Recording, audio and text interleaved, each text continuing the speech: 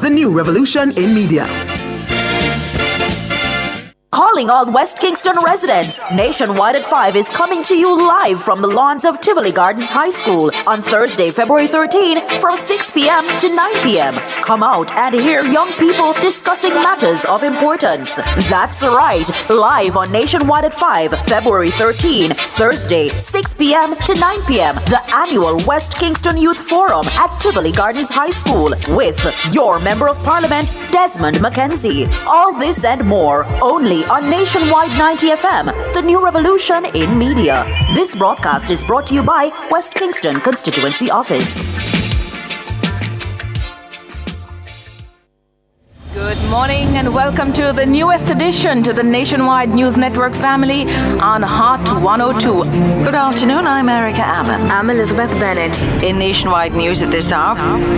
This is Nationwide. I'm Cliff Hughes. And I'm Carol Narcisse. Morning, welcome to This Morning on Hot 102. Thank you so much for joining us. I'm Beverly Anderson Manley. Good morning and welcome.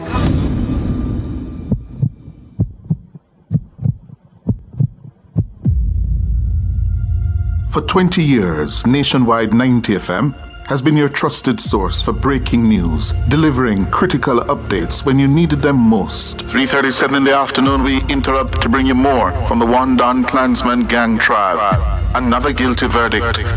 With fearless, fact-based journalism that unearthed the truth. Between 2012 and 2018, nearly $5.5 million was taken from the track legend. And insightful commentary that sparked meaningful conversations and shifted perspectives. Welcome to the front page. I'm Emily Crooks. I am Naomi Francis. We're pleased to be joined by Roger Clark. From the stories that shook Jamaica, we're having an earthquake, to those that inspired change and left lasting impacts. In 2014, to be dealing with an issue such as the Mario Dean case. Nationwide 90 FM has been there, diving deep into the issues that matter most to you. As we mark 20 years of dedicated service in 2025, we honor the trust you have placed in us and reaffirm our commitment to serving you, the Jamaican people, rooted in truth, fairness, and integrity. We continue to provide incisive reporting with a foundation of accountability and respect. Ready to tackle that building project? Start right. Start here at H&L Rapid True Value for building supplies. The time by H&L Rapid True Value is Nationwide time, 5 o'clock. News at 5 teasers are brought to you by Advanced Scales and Equipment. Service is our total commitment. From the Nationwide News Network, comprehensive, incisive, tough. This is Nationwide at 5. Good afternoon, I'm Robianne Williams. And I'm Mahiri Stewart. In Nationwide News at this hour, high-level probe finds that a substantial portion of Usain Bolt's investment at SSL was stolen before it ever reached an account. UWI students take to social media to express outrage over poor campus security. JTA welcomes the government's decision to amend the Pensions Public Service Act. Auditor General rejects the use of the term unaccounted for in relation to her department's work. Unaccounted for is not a term that I would seek to explain. I have not used that terminology, and I believe it is subject to many interpretations. So I won't even attempt to provide a definition. Opposition leader Mark Golding calls for a referendum on Portmore becoming Jamaica's 15th parish. In news from the rest of the world, ACLU sues for access to migrants flown to Guantanamo this month. WHO says 50 countries have been affected by the recent freeze at USAID. In headline sports, Barbados Pride sees early initiative against Jamaica Scorpions on day one of West Indies' 4-day encounter in Bridgetown. And later in our broadcast, in our cover story at 5:35, security concerns are again being highlighted by students at the University of the West Indies Mona campus following several robberies on the campus.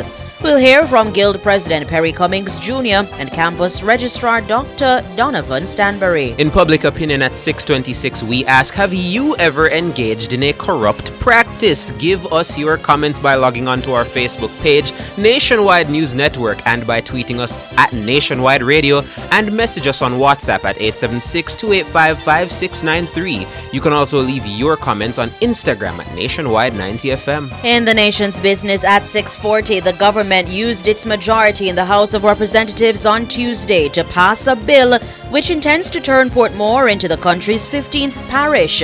But there are mixed reactions from the residents. We'll hear from some of them. And at 8, it's Boyatings After Dark with Kareem Boyatings Weathers. All these and more as we take you home on air on your mobile, Nationwide 90 FM, nationwideradiojm.com, and on the Nationwide app available on Google Play and the App Store.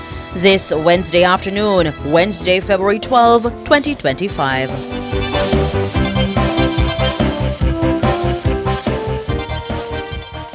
News at 5 teasers were brought to you by Advanced Scales and Equipment. Service is our total commitment. If it's news, it's got to be Nationwide 90 FM. Now to the details. Nationwide News understands that a high-level probe, facilitated by international forensic investigators who were hired to examine the debacle at collapsed Oak Ridge House Stocks and Securities Limited, SSL, has found that a substantial portion of Usain Bolt's reported principal investment was stolen before it ever reached an account. The stunning development comes in the wake of a recent interview given by the track legend in which he insisted that it's the government that holds the key to him being reimbursed his almost $2 billion investment. George Davis has our story.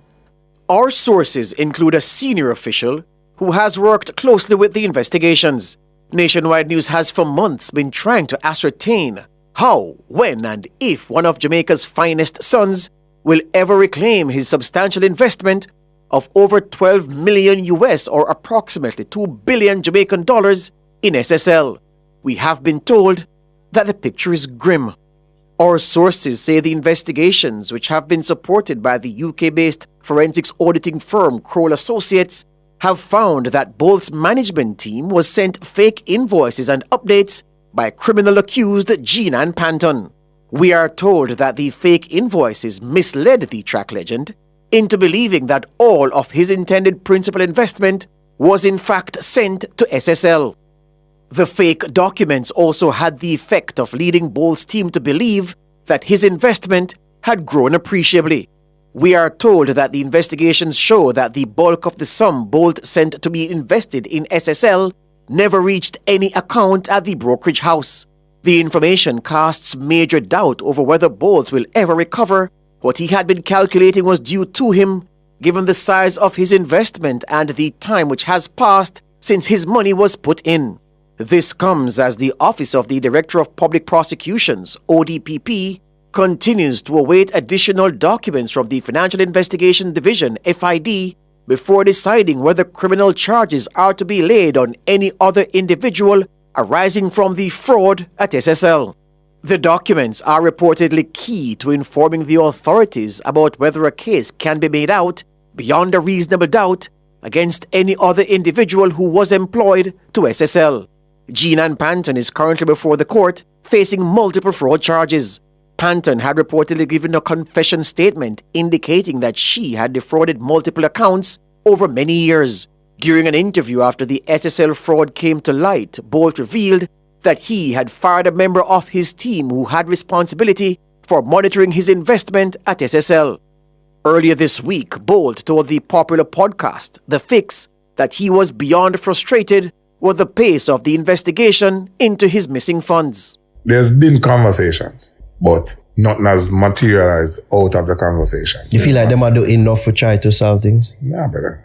I personally, if they were doing enough, it would have reached a certain level already. It's been 2 years and we can't say, me can't come to you now and say, all right, it reached us, all right, we'll look up or we'll look down. It's not there no way. This is like almost at a stalemate, isn't it? But at some point, we have to figure out something and make a move. Because you can't just lose all of that stuff. He says he believes the government can do more to assist him in getting his money back. It licked my heart, brother. And then show over time how it has progressed and what I expect, me not get. Or what me think me don't see and help me not get from certain people and you know see me as a judge. In terms, is it from government? Is it from the government perspective? The government alone really can't do nothing. Big boy this, you know what I'm saying? And them are the only person who can go in and say, yo, this need to fix. Yeah. You understand? And how active are they in it, in the case? It's been 2 years. George Davis for Nationwide News.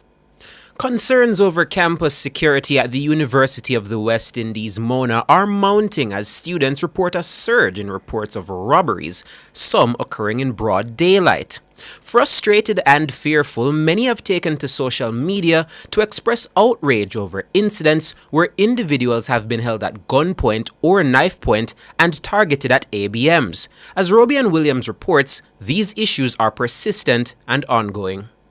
The worrying trend has sparked calls for urgent action from the university, with students arguing that given the high tuition fees they pay, security measures should be far more robust. Some fear that their safety is being overlooked, leaving them vulnerable to crime. Nationwide News has obtained videos of students voicing their frustration on social media. As a UE student, I am generally concerned about what is going on safety-wise on campus. Luckily, by the grace of God, I am able to live at my house and I'm able to commute.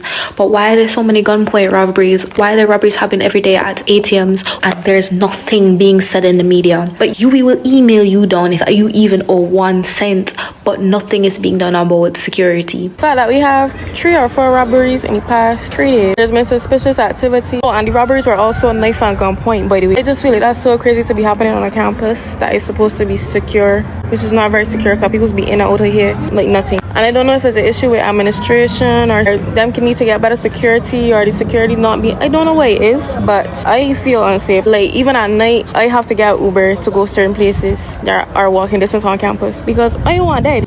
The students claim that despite raising their concerns with the university administration, no adequate response has been provided. They're calling for increased security presence on campus, particularly at night.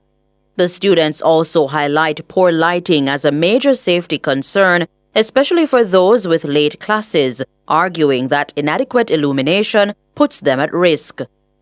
Additionally, they believe the campus infrastructure does not adequately support their security needs.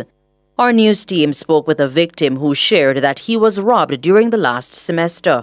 His voice has been distorted. I wanted to retrieve some money from the NCB bank here on UA campus. It was on a Sunday, so the usual population was not out. So I went down there to draw some money. And when I was going into the ATM, I realized there was a car outside, but it's an open campus, so I wasn't taking much note of it. So I went in, withdraw the money. When I was coming out, I realized some men came from the vehicle. They were in some black masks. It was like about 3 of them. And they approached me and they said, how much money I withdraw from the ATM. And then they proceed to say that they want the money that I withdraw from the machine, as well as all my personal belongings that I would have had on my person. I was really scared in the moment, so they took the money that I had, as well as my wallet and all my cards and stuff like that I had in it. He says at the time he filed an official report to the campus police, but he says nothing came out of it. When I spoke to the campus police lady, she told me that there was no cameras down that side at NCB, which is quite alarming for me because living on an open campus, I think security should be one of the most integral things for the safety of the students. So I was quite alarmed when she told me that there was no camera down at NCB. I don't know if that's true, but that's what I was told. She said that there's not much they could do because I did identify the persons to her, but she was saying that these persons normally change their clothes very quickly, so as it relates to identifying them or finding them, that will be a very difficult thing to do. Allegations have also surfaced of a female security guard being robbed and raped, further deepening concerns over the institution's ability to protect both students and staff. Robian Williams for Nationwide News. And security concerns at the retirement primary school in St. Elizabeth have again arisen following the attack on an ancillary worker on Tuesday. Reports are that at about 2:30 p.m., a man believed to be of unsound mind walked onto the school compound wielding a machete. The ancillary worker reportedly confronted the man. The worker was attacked and chopped on his hand and foot. In October 2022, the school's former principal was severely injured by the same man, reportedly of unsound mind. She was chopped in the head and upper body. Chairman of the Retirement Primary Schools Board, Herman Samuels, says the man has repeatedly carried out attacks at the school due to the lack of a perimeter fence. I don't know how much more we can bear at a school because he is not living far from the school. The school is not fenced, so he have avenues in which he can access the school compound. And he had made threatening words yesterday that he's going to kill 3 people over here. Mr. Samuels is renewing his appeal for the perimeter fence to be erected urgently. We are waiting for 2.5 years, going 3 years, for the pyramid fence, which we thought more or less I would have got the fence already, because based on what they report there and the communication with me and the ministry, the procurement secured. As a matter of fact, contractors came here about 2 months ago.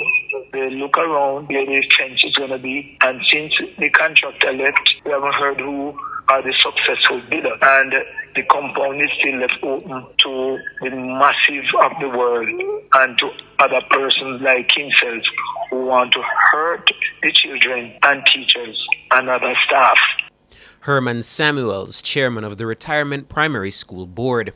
The attacker was handed over to the police by members of a nearby community following Tuesday's attack. The Jamaica Teachers Association, JTA, has welcomed the government's decision to amend the Pensions Public Service Act. The amendment comes after several teachers threatened legal action, claiming they were being forced into retirement before the time stipulated under law. Mark Malav is the president-elect of the JTA. The JTA has been having discussions and dialogue with the Ministry of Education and, by extension, the Ministry of Finance. It is certainly a step in the right direction, and they are now taking necessary steps to be in compliance with the Pensions Act. We are happy about that. In a circular addressed to board chairs and educators in the government teaching service, the Ministry of Education noted that the changes to the Pensions Act will allow members to stay in active duty until age 65. The ministry further noted that it will cease issuing retirement notices to educators who have not reached the retirement age. Mr. Malav told our news centre last month that several teachers under the age of 65 were receiving letters telling them to retire. According to him, the ministry was misinterpreting the law.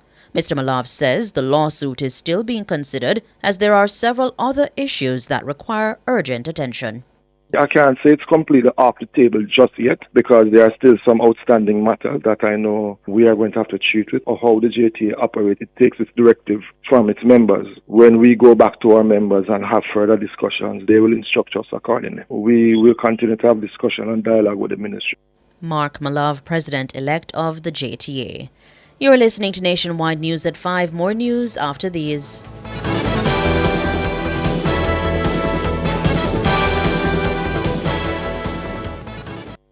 Value Drug Pharmacy offers curbside pickup and delivery of your branded and generic drugs. WhatsApp your prescription to 876-881-6695. The time by Value Drug Pharmacy is 15 minutes after 5.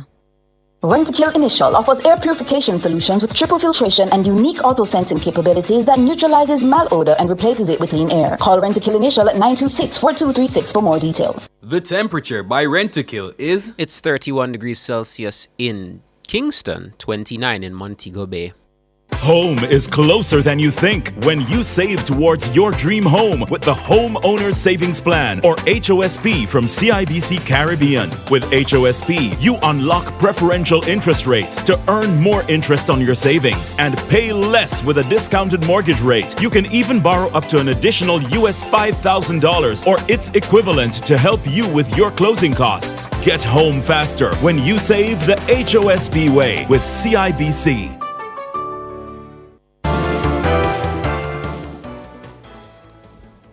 Continuing the news, Auditor General Pamela Monroe Ellis has rejected the use of the term unaccounted for in relation to to her department's work.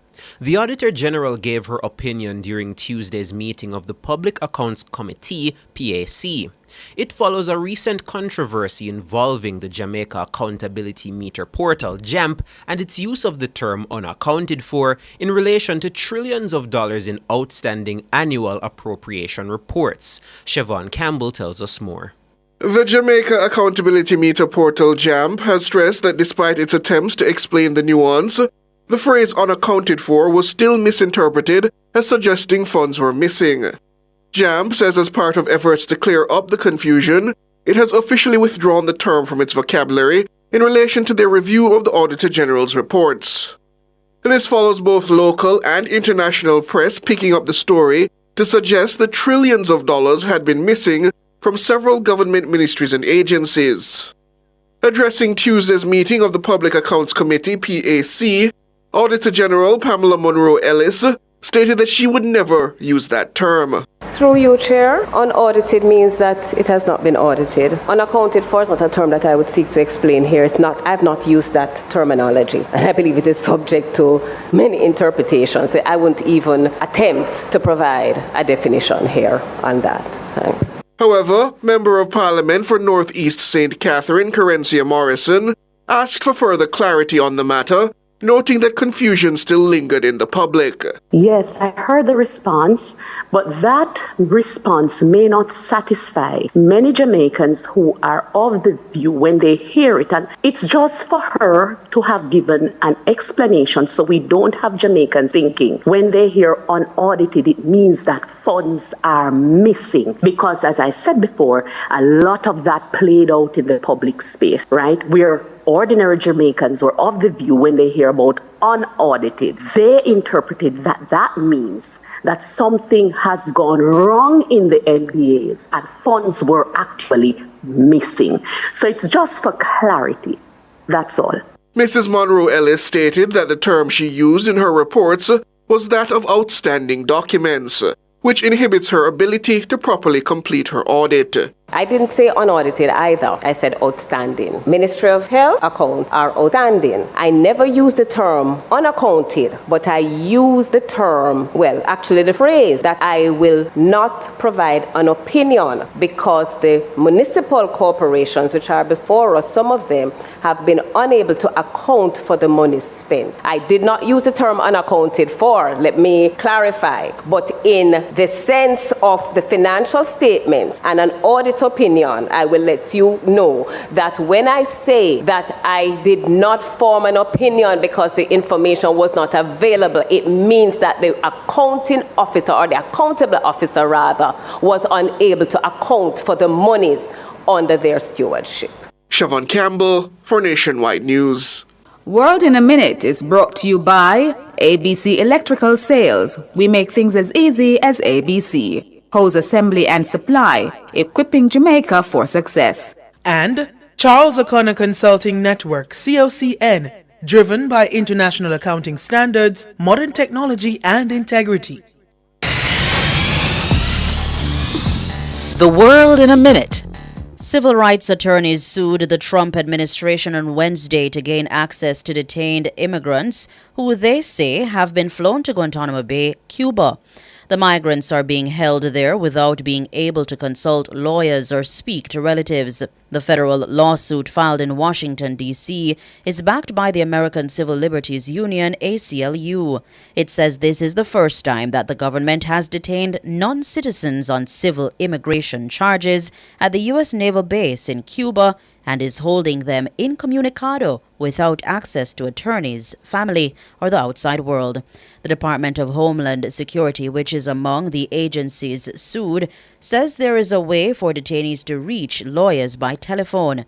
According to the Associated Press, the lawsuit's plaintiffs include relatives of 3 immigrants from Venezuela who were sent to Guantanamo from immigration detention facilities in Texas. The suit accuses government officials of violating their constitutional rights to due process and free speech. The World Health Organization, WHO, says 50 countries have been affected by the recent freeze at the United States Agency for International Development, USAID. Speaking publicly for the first time, the WHO says programs tackling HIV, polio, mpox, and bird flu have been affected by the freeze. U.S. President Donald Trump has taken steps to close USAID, arguing that its spending is totally unexplainable. However, the WHO has urged the Trump administration to consider resuming aid funding until other solutions can be found. It says HIV treatments and other services have been disrupted in 50 countries. The organization added that a reprieve for life-saving services had not stopped the disruption. The WHO says Trump's decision was affecting collaboration between countries on global health threats. The WHO says it has employed emergency measures similar to those used during the COVID-19 pandemic to fill gaps where there are shortages. World in a Minute was brought to you by ABC Electrical Sales. We make things as easy as ABC. Hose assembly and supply, equipping Jamaica for success. And Charles O'Connor Consulting Network, COCN, driven by international accounting standards, modern technology, and integrity. Recapping the top stories making nationwide news at this hour, high-level probe finds that a substantial portion of Usain Bolt's investment at SSL was stolen before it ever reached an account. UE students take to social media to express outrage over poor campus security. JTA welcomes the government's decision to amend the Pensions Public Service Act. Auditor General rejects the use of the term unaccounted for in relation to her department's work. I'm Robianne Williams. And I'm Mahiri Stewart. You can find the news on our website at nationwideradiojm.com and on the Nationwide app available on Google Play and the App Store. News next, the headlines at 6 p.m.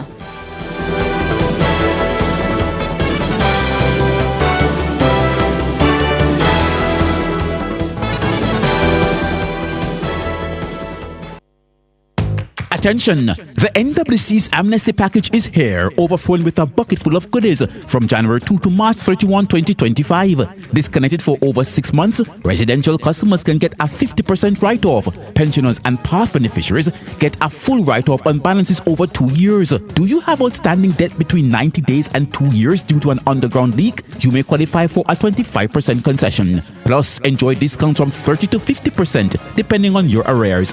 So, don't delay. Let's hear from you today. Dial 888-225-5692 or 888-CALL-NWC. The NWC's Amnesty Package. Get your share from our bucket full of goodies. Conditions apply.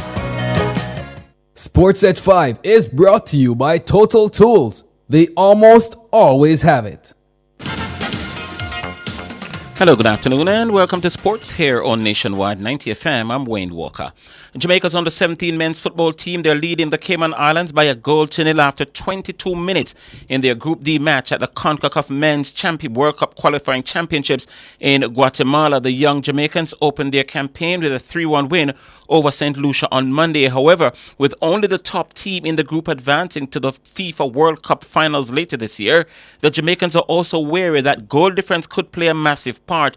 The Jamaicans started the day today in second behind group leaders El Salvador, who crushed the Cayman Islands 8-0 in their opener. Jamaica's final game will be against the Salvadorians, who will be in action against St. Lucia tonight at 8 o'clock. Former champions Portmore United and Dunby Holland played out a goalless draw at Ferdinand Park today in the Ray and Nephew Jamaica Premier League. In other games, Tivoli Gardens and Chapelton Maroons played out a 1-1 draw. Kevin Garnett scoring for Tivoli and Nathaniel Howe for Chapelton, while Humberland ended Racing's 3-game winning streak with a 1-1 draw at Effortville. Stephen Barnett scored for Humberland, who ended the game with 10 players after their Trinidad and Tobago player Glenroy Samuel was sent off. 4 more games are on for the schedule tomorrow. Leaders Mount Pleasant Academy will take on Belize United at Jerusalem. Vere and Harbourview will meet at Wembley Centre of Excellence. Arnett Gardens and Waterhouse clash in the jungle at the Tony Spalding Sports Complex, and the champions Cavalier will take on Mobay United at Stadium East. Leaders Liverpool and Everton played out an exciting 2-2 draw in their rescheduled English Premier League game at Goodison Park today. Beto gave the Toffees the lead on 11 minutes before Alex McAllister, the Argentina World Cup winner, equalized for Liverpool 5 minutes later. Mo Salah, with his 22nd goal of the season, put the Reds in front in the 73rd minute before James Tarkowski sensationally bagged a point for Everton with virtually the last kick of the game, 8 minutes into stoppage time. With the point, Liverpool are now 7 clear of second place Arsenal, while Everton moved up a place to 15th with 27 points. The last ever Merseyside derby at Goodison Park had a dramatic end as Curtis Jones and Abdoulaye Dacour were both shown red cards after the game.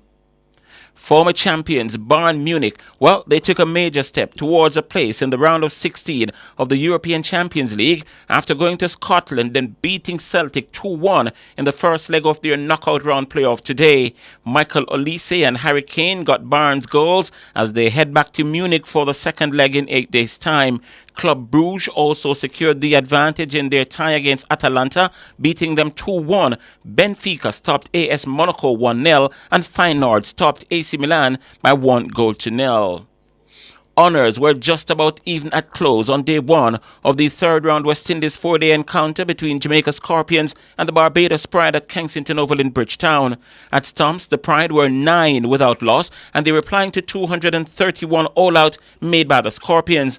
O'Dean Smith, 50, led the Scorpions batting. He got support from Javoy Royal, 43, Jermaine Blackwood, 30, and 29 from Carlos Brown. Skipper John Campbell made 16 and Kirk McKenzie 19. Chiam Holder claimed the 3 for 66 for the Pride, while Kemar Roach, Craig Brathwaite, and Jomel Warrican bagged 2 wickets apiece. Play was cut short by rain at Warner Park in Basseterre, where Trinidad and Tobago Red Force, they reached a 326 for 3 at stumps against the Leeward Islands Hurricanes, with the unbeaten centuries coming from Jason Mohammed and Joshua De Silva. Mohammed was not out on 102 and De Silva 120. They have so far put on 212 runs for the 4th wicket. Amir Jangu, he made 60 as Raheem Cornwall ended the day with 2 for 75. Over at Windsor Park in Dominica, the combined campuses and colleges team, they reached 137 for 5 at close against the Windward Islands Volcanoes. Jamel Evelyn is not out on 53, while Johan Jeremiah went for 40. Champions, the Guyana Harpy Eagles, were 71 for 3 at dinner against the West Indies Academy over at Providence. And finally, in sports at this time, Track and Field's world governing body, World Athletics, is set to introduce a swab test for elite athletes who wish to compete in the women's category at international events. The pre-clearance requirement is one of several changes that will further tighten regulations concerning the eligibility, transgender, and difference of sex development athletes.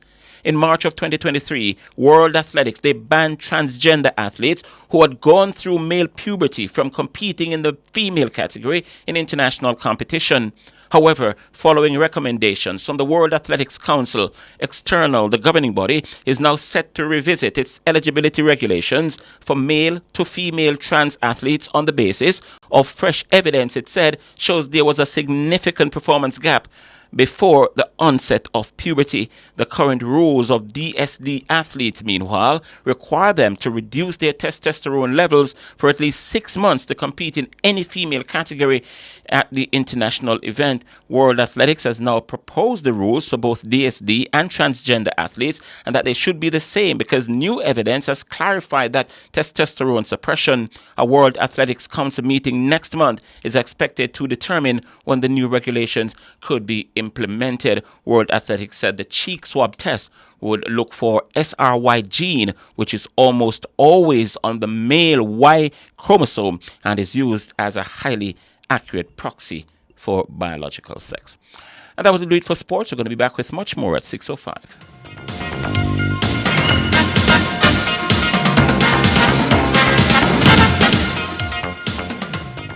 Sports at 5 was brought to you by Total Tools.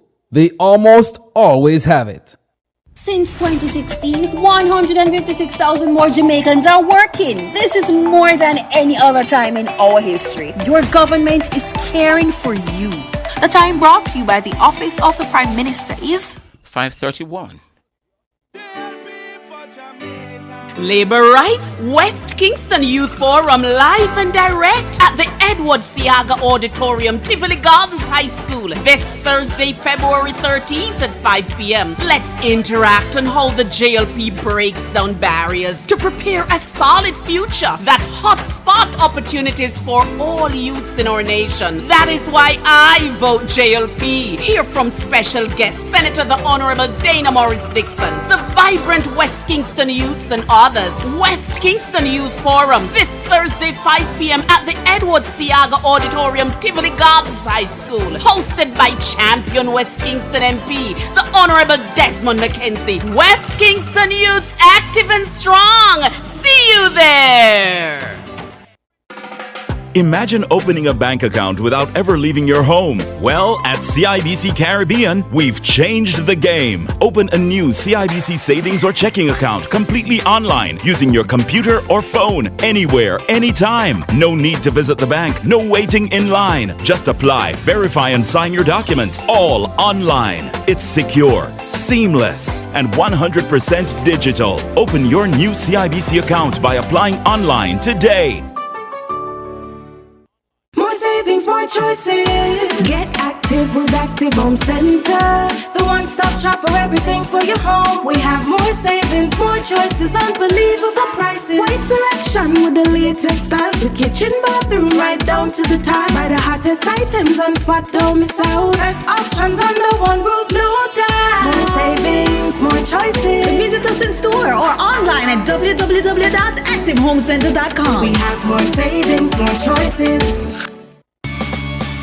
Enough power tool, big to small. Jackama figure dig the wall. Our Total Tools. Weed whacker figure trim the lawn. We have everything a job demand. Total Tools. We rent them, sell them and fix them. Also give Total Tools a call. When I say home improvement, landscape construction, a Total Tools are your option. Home improvement, landscape construction, Total Tools are your option. Total Tools located at 102 Main Street, Ocho Rios, 34 Slive Road, Kingston. And lot C6 Jacksaw, Sentence Bay. Call us today. The future is here with Infinity Cooperative Credit Union Jamaica Limited. Educom and Gateway have joined forces to bring you more convenience, innovation, and opportunities to achieve your dreams. Enjoy excellent service and seamless financial solutions, all designed for your lifestyle. Whether it's loans, savings, or insurance, we're here to make your financial journey effortless. Infinity Cooperative Credit Union Jamaica Limited, where possibilities are endless. Get ready to receive your share of a bucket full of goodies from the NWC. That's so nice, eh? From January 2 to March 31, 2025, you could benefit from the debt amnesty. Tell me more. NWC has amnesty offers that include 50% write-offs, 100% on balances over 2 years, and 25 to 50% on balances depending on the age of the balance. Who can qualify? Practically anyone with arrears. If your residential account is disconnected for 6 months or more, you qualify. Or if you are a pensioner or PATH beneficiary with a balance over 2 years, you qualify. Plus, commercial and residential accounts with balances over 2 years also qualify for discounts. Call 888-225-5692. Check the NWC website or visit any NWC office today. Cover Story is brought to you by Hyundai. Modern, premium, affordable vehicles. Experience the joy of buying a brand new Hyundai without breaking the bank. Yes, buying a brand new car should never leave you broke. From stylish designs and safety features to comfortable driving and reliability, Hyundai is the choice. Hyundai vehicles come standard with 2 years free service and 5 years warranty and roadside assistance for your peace of mind. Drive 2 years without service cost and 5 years without fear of being stranded. Hyundai. Conditions apply.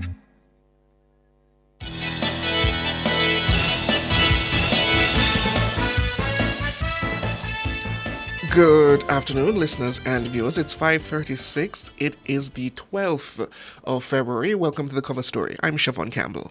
And my name is Sanjay Lewis, and in the cover story this afternoon, we're focusing on the UWI Mona because students there are expressing some security concerns, and concerns over campus security at the University of the West Indies Mona are mounting as students report a surge in reports of robberies, some occurring in broad daylight.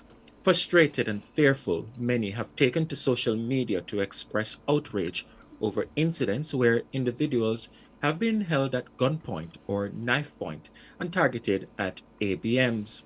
The worrying trend has sparked calls for urgent action from the university, with students arguing that given the high tuition fees they pay, security measures should be far more robust. Some fear that their safety is being overlooked, leaving them vulnerable to crime. The students claim that despite raising their concerns with the university administration, no adequate response has been provided.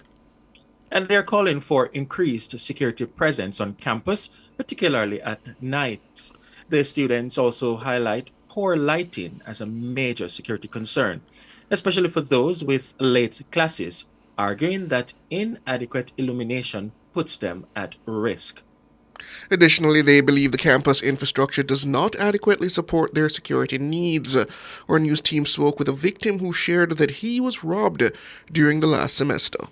I wanted to retrieve some money from the NCB bank here on UWI campus. It was on a Sunday, so the usual population was not out. So I went down there to withdraw some money. And when I was going into the ATM, I realized there was a car outside, but it's an open campus, so I wasn't taking much note of it. So I went in, withdraw the money. When I was coming out, I realized some men came from the vehicle. They were in some black mask. It was like about 3 of them. And they approached me and they said, how much money I withdraw from the ATM. And then they proceed to say that they want the money that I withdraw from the machine, as well as all my personal belongings that I would have had on my person. I was really scared in the moment, so they took the money that I had, as well as my wallet and all my cards and stuff like that I had in it. And he says at the time he filed an official report to the campus police, but he says nothing came out of it. When I spoke to the campus police lady, she told me that there was no cameras down that side at NCB, which is quite alarming for me because living on an open campus, I think security should be one of the most integral thing for the safety of the students. So I was quite alarmed when she told me that there was no camera down at NCB. I don't know if that's true, but that's what I was told. She said that there's not much they could do because I did identify the persons to her, but she was saying that these persons normally change their clothes very quickly. So as it relates to identifying them or finding them, that will be a very difficult thing to do. Allegations have also surfaced of a female security guard being robbed and raped, further deepening concerns over the institution's ability to protect both students and staff.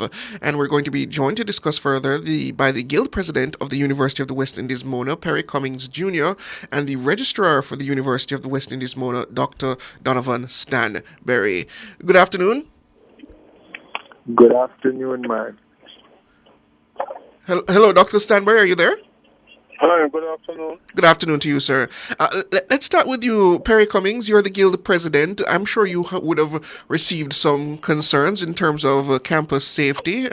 Is that the case? Good afternoon, and thank you for having me. Are you hearing me loud and clear? Loud and clear. Yes. All right. So let me first of all, I sympathize deeply with our students who would have fell victim to a lot of the crime and, the unfortunate circumstances that you would have, so clearly outlined. It's my deepest sympathy that I share in this moment. But you're right, I have been made aware of a number of the reports from our students, and we have been encouraging them to just be careful while they traverse the campus. Interestingly, we did meet with Deputy Principal, Director of OSSND, and the Overseer for Campus Security not too long ago. So we heard some positive feedbacks from them as to how they will implement better measures to make the campus safer. But I must say, this security issue is real, and it is a call for concern. Donovan Stanberry, you hear the concerns from the students. No cameras, for example, at critical points on the campus, and allegations that a female security guard was raped and robbed. what immediate steps has the university taken to protect its students?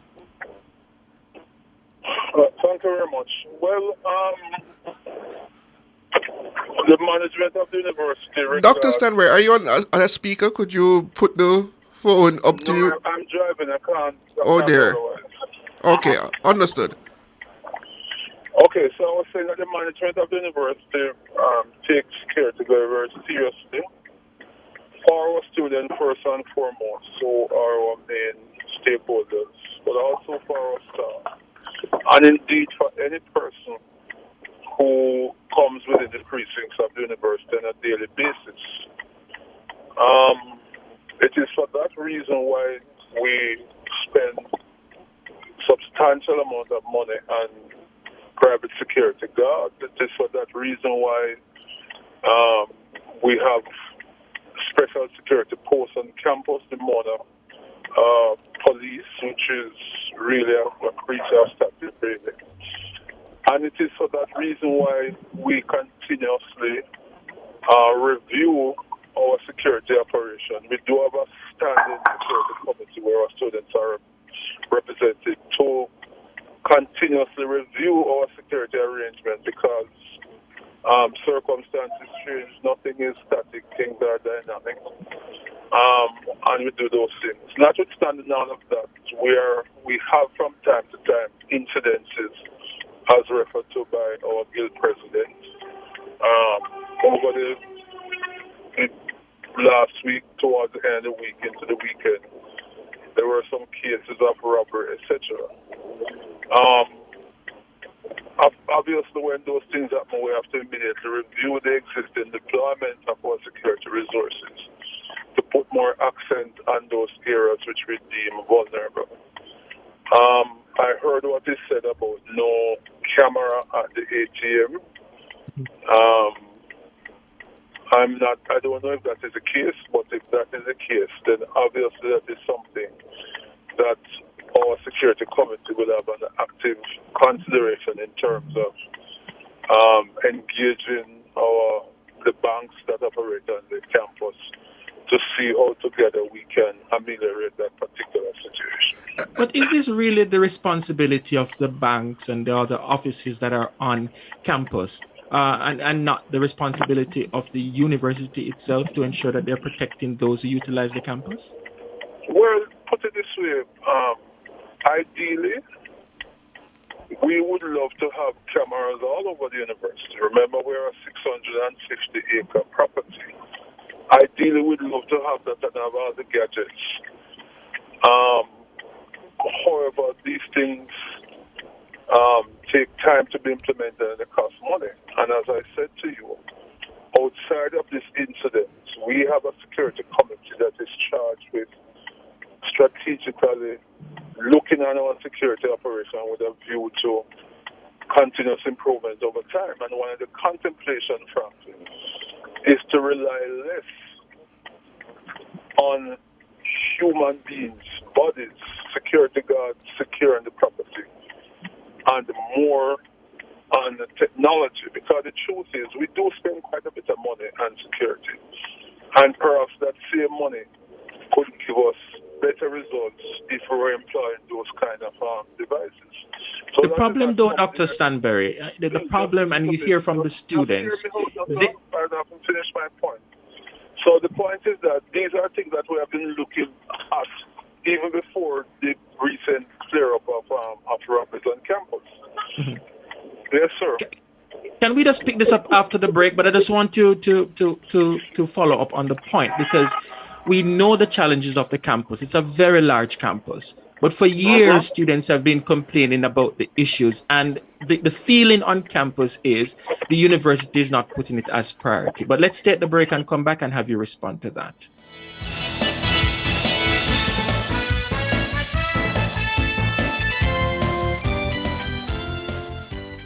Clear your barrels and personal shipments with ease and convenience. Request a customs contactless clearance today through CCP at jca.gov.jm. The time by the Jamaica Customs Agency is... It's 5:46.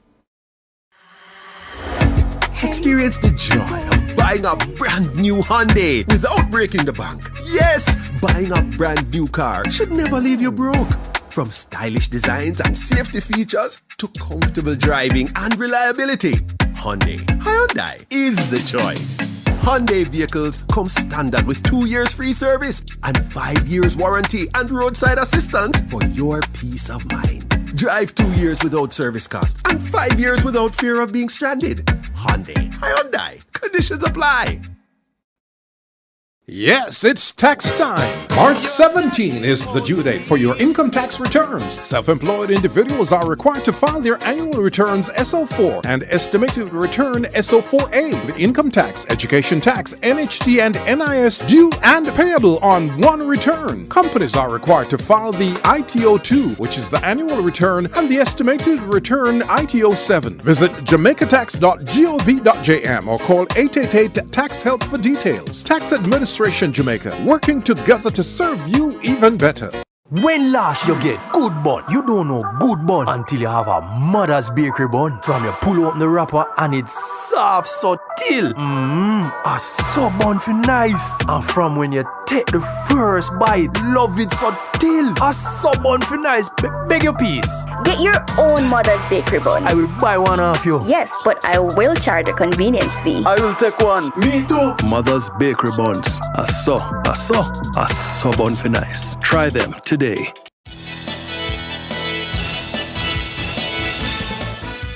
Welcome back, listeners and viewers, to the cover story as we look into this matter of campus security up at the University of the West Indies, Mona, where a spate of robberies and other incidents have left some of the students there on edge and demanding action from the executive. We have with us Gil, the president of the University of the West Indies, Mona Perry Cummings Jr., and the registrar at UWI Mona, Dr. Donovan Stanberry. So you wanted to put a question to Dr. Stanberry, Sanjay? Right. So I was saying, Dr. Stanberry, before we went to the break, the students have been saying that the concerns relating to security, they are not new. It's something that they have been complaining to the university management for many years, but they are not convinced that active steps have been taken. So, for example, over the last weekend, we saw what happened. What immediate steps have been taken by the university to address those issues highlighted by the students and the guild? Well, first of all, I would have to reject any notion or any suggestion that the university management has not been taking the matter of security seriously. I mean, we are there to protect our students, and if for nothing else, we ourselves are vulnerable. So if for nothing else, we would have at least a self-interest to ensure that we are also secure. So I want to reject that notion. Mr. Perry is there and he can speak. We have never, ever not engaged our students or take on their suggestion or sit and discuss with them and hear their views and respond to their suggestion as quickly as we can within the limits of our resources. So I reject that notion. Security is something that we are not living in a country. The university is not a sterile environment. A kind of oasis or heaven on earth in Jamaica, totally immune from what is happening in the wider society. We have had 2 incidents last week that I know of, and we have responded. As Mr. Perry just said, we have just engaged our students. So when these things happen, what do you do in the immediately thereafter? Of course, if you have all the money in the world, you couldn't be installing camera the day after or whatever. So the first thing to do, which I have just explained, is to get your security people together and say, okay, we have had these incidents. How can we reallocate the existing resources? Because getting additional boots on the ground is not always immediately feasible from a cost standpoint. And in that those determinations are made in the consultation with our students, as we have done today. And I told you, I have said a couple minutes ago, that in the medium to long term, the plan is to reduce our dependence on human security to technology and so on and so forth. Those are things that would have to be implemented in the medium to long run. In the short run, as I said, we have engaged our students. We are going to redeploy and ensure that we have the patrols, particularly at nights, in the areas where our students are vulnerable. We have, out of our resources, improved lighting on the campus over the last 2 years in a fairly significant way. We are using the resources that we have, that the Office of Student Services and Development, the buses that they have, to help to carry students across the campus at nights and so on, because we understand the human fear. So we're here to work together to ameliorate the situation in the long term, to improve it dramatically based on the use of wider technology. I want to bring in Mr. Cummings, but before that, I have to ask you, Dr. Stanberry, the concerns seem to range mostly at night because of the obviously less visibility and the more isolated nature of the campus at that period of time. Is there a restriction on movement coming and going into the campus at those hours? Yes, there is. So, for instance, our main gate, for instance, every day is closed at our main gate every day is closed at approximately, I think, by about 6:30 thereabout. So we restrict access, and our Irving Hall gate is closed to vehicular traffic. Our main gate is closed after 6. So the only 2 points of entrance on campus at nights would be the hospital gate, the gate that connects us with the university hospital, and the post office gate, right? And I assume there's security at those who check vehicles as they come in. There is security at those. But as I said before, the truth is that we have to go with technology, because the university, 650 acres, probably bigger than the typical district or community in Jamaica. Is huge. Understood. My next question, Mr. Is Steve McGregor still the campus security manager? Pardon me? Is Steve McGregor still the campus security manager? No, as is known, Mr. McGregor had to resign in January. Okay. On account of his entrance into politics. Understood. And has that position been filled then? We have identified a person. We have done the search. We have identified. We have used the accelerated method in terms of our campus approval bodies, and that person is approved to start working probably as early as next week. I cannot disclose the name of the person, because even though all the approvals have been secured, I don't think the person has yet signed the contract, but we expect that person to start probably as early as next week. Understood. And just a final question from me to you, Mr. Cummings, then, is based on what you've heard from Dr. Stanberry, based on your discussions with the campus executive after these incidents, are you satisfied that enough is being done in terms of the campus security going forward? No, I am not satisfied. And I want to make it clear that Mr. Stanberry and I, we have a good relationship, because as Bill President, I must maintain a good professional relationship with admin. But I could not stand here or sit here and be comfortable with what I'm seeing around me.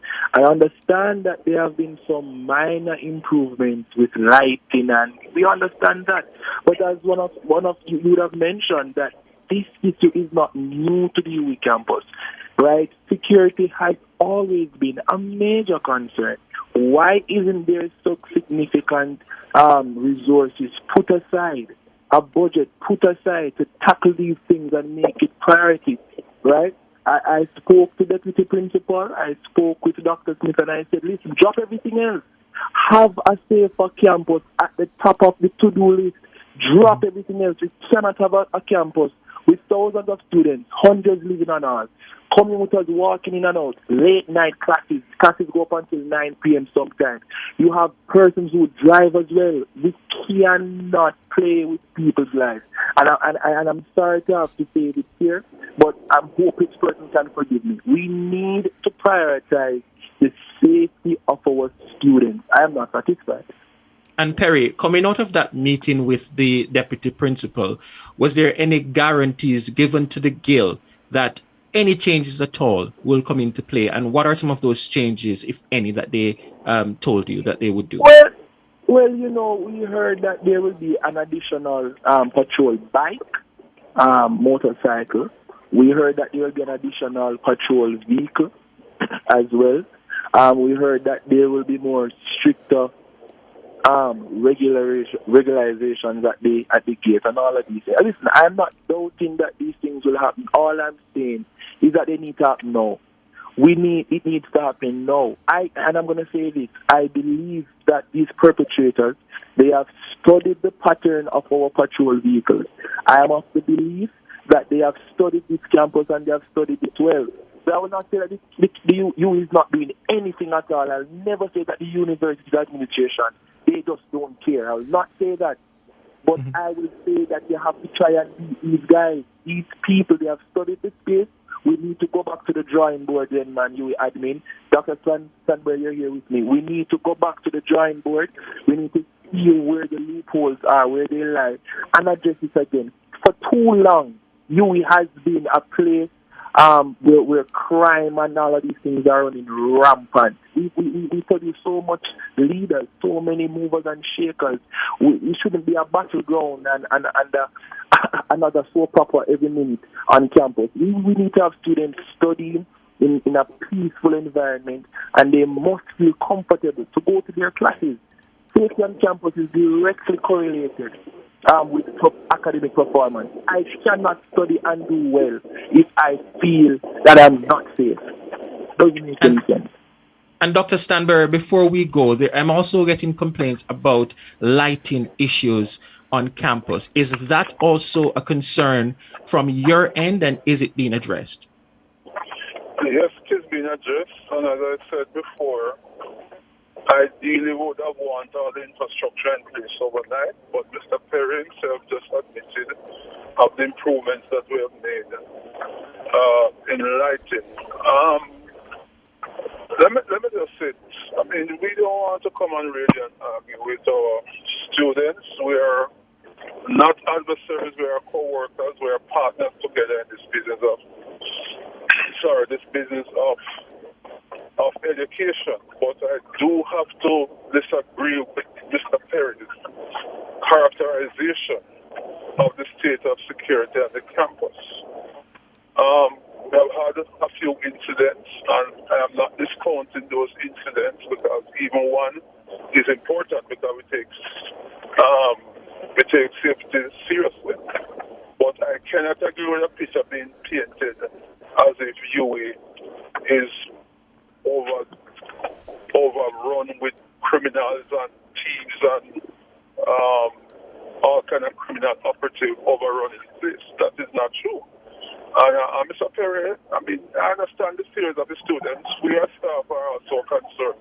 But I could not agree that the university is such a place. The truth is that, and I've made this point repeatedly, not as a defense, but as a fact, we ought not to believe that the university is let me say it, probably I'm using the word that, let me just say it plain, that the university going to be incredibly or tremendously different from what happens in society.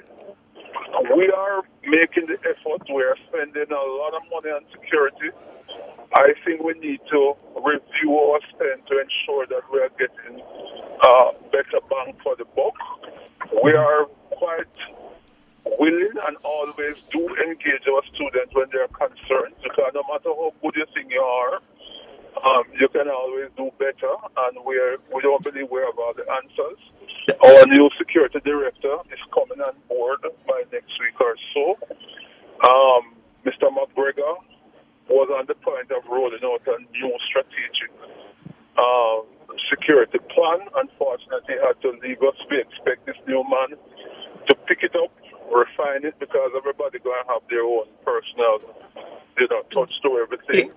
If I could, Dr. Stanberry, because we're running out of time, but many of the students are listening and they're saying, Dr. Stanberry, I'll just allow you, just one quick second.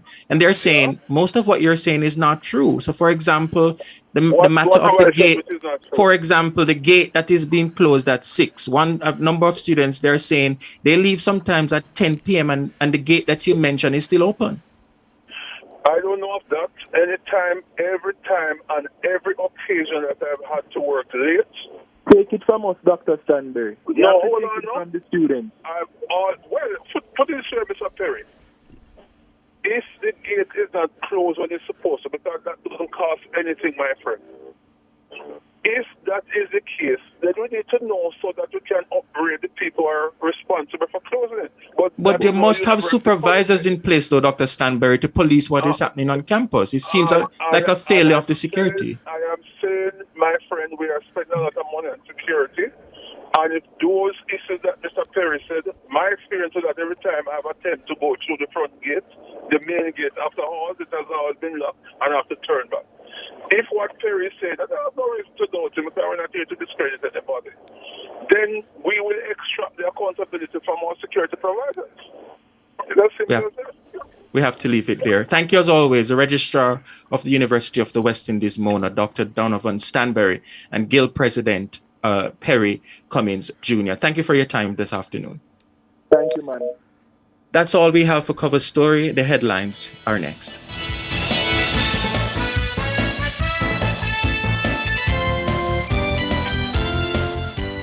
Cover Story was brought to you by Hyundai.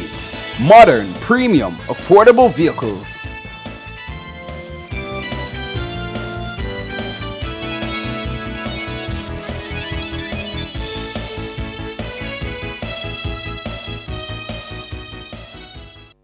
The time brought to you by Guardian Life. Live secure, live easy is 3 minutes after 6.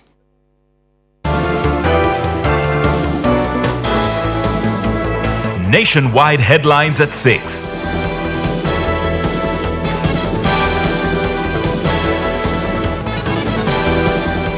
Good evening with the headlines at 6. I'm Shalois Michael. Nationwide News understands that a high-level probe facilitated by international forensic investigators who were hired to examine the debacle that collapsed Brokerage House, Stocks and Securities Limited SSL has found that a substantial portion of Usain Bolt's reported principal investment was stolen before it ever reached an account at SSL. The development comes in the wake of a recent interview given by the track legend in which he insisted that it's the government that holds the key to him being reimbursed his almost $2 billion investment. Bolt told the popular podcast The Fix that he was beyond frustrated with the pace of the investigation. There's been conversations, but nothing has materialized out of the conversation. You feel like them are doing enough to try to solve things? Nah, brother.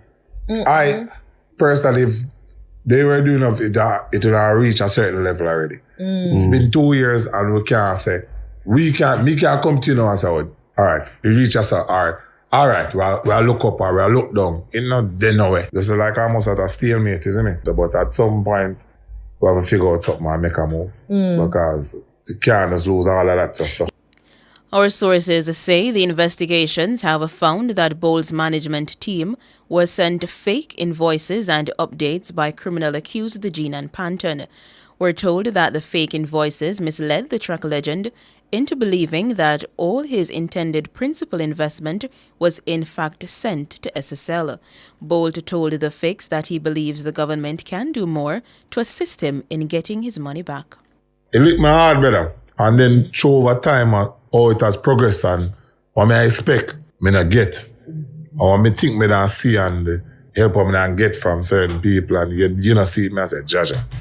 in terms of, like, from government? Is it from the government perspective? The government alone really can't do nothing. Big boy, this is no answer. And them are the only person who can go in and say, yo, this need to fix. Yeah. You understand? And how active are they in it, in the case? It's been 2 years. Yeah. Usain Bolt. Concerns over campus security at the University of the West Indies, Mona, are mounting as the students report a surge in reports of robberies, some occurring in broad daylight. Many have taken to social media to express outrage over incidents where individuals have been held at gunpoint or knife point and targeted at ABMs. Our news team spoke with a victim who shared that he was robbed during the last semester. I wanted to retrieve some money from the NCB bank here on UWI campus. It was on a Sunday, so, the usual population was not out. So I went down there to withdraw some money. And when I was going into the ATM, I realized there was a car outside, but it's an open campus, so I wasn't taking much note of it. So I went in, withdraw the money. When I was coming out, I realized some men came from the vehicle. They were in some black mask. It was like about 3 of them. And they approached me and they said, how much money I withdraw from the ATM. And then they proceed to say that they want the money that I withdraw from the machine, as well as all my personal belongings that I would have had on my person. I was really scared in the moment, so they took the money that I had, as well as my wallet and all my cards and stuff like that I had in it. He says at the time he filed an official report to the campus police, but he says nothing came out of it. When I spoke to the campus police lady, she told me that there was no cameras down that side at NCB, which is quite alarming for me because living on an open campus, I think security should be one of the most integral thing for the safety of the students. So I was quite alarmed when she told me that there was no camera down at NCB. I don't know if that's true, but that's what I was told. She said that there's not much they could do because I did identify the persons to her, but she was saying that these persons normally change their clothes very quickly, so as it relates to identifying them or finding them, that will be a very difficult thing to do. Voice of UWI student who was robbed on the campus.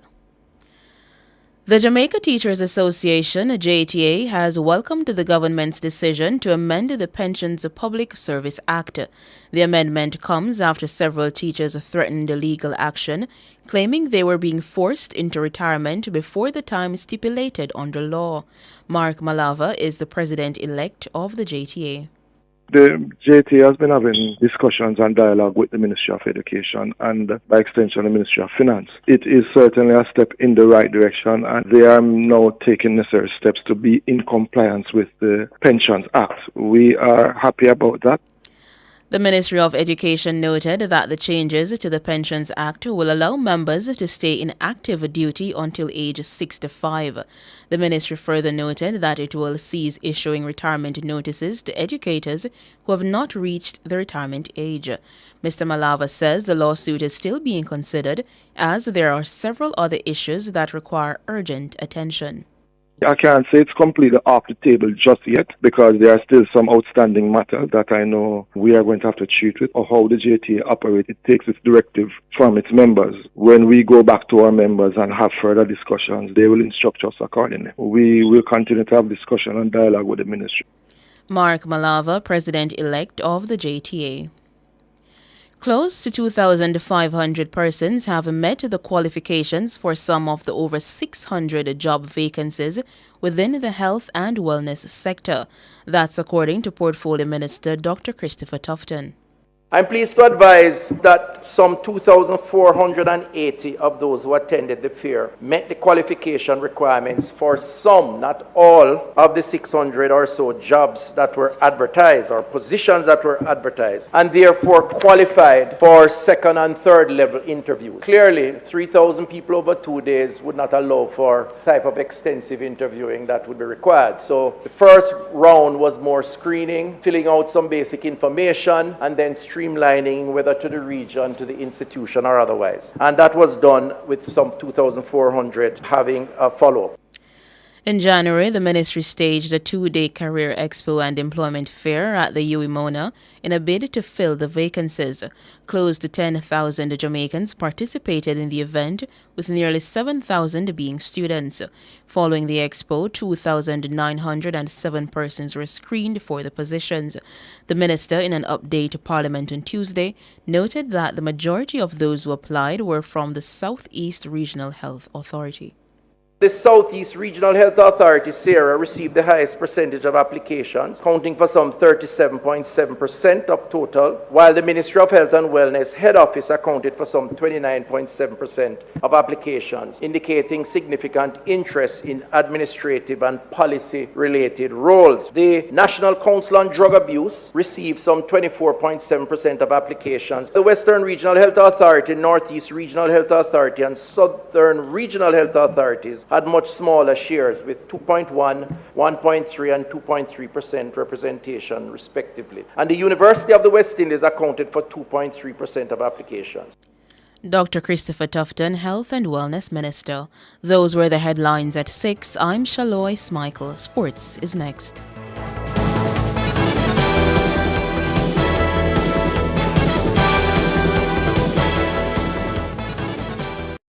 Home is closer than you think when you save towards your dream home with the Homeowner Savings Plan, or HOSP, from CIBC Caribbean. With HOSP, you unlock preferential interest rates to earn more interest on your savings and pay less with a discounted mortgage rate. You can even borrow up to an additional US $5,000 or its equivalent to help you with your closing costs. Get home faster when you save the HOSP way with CIBC.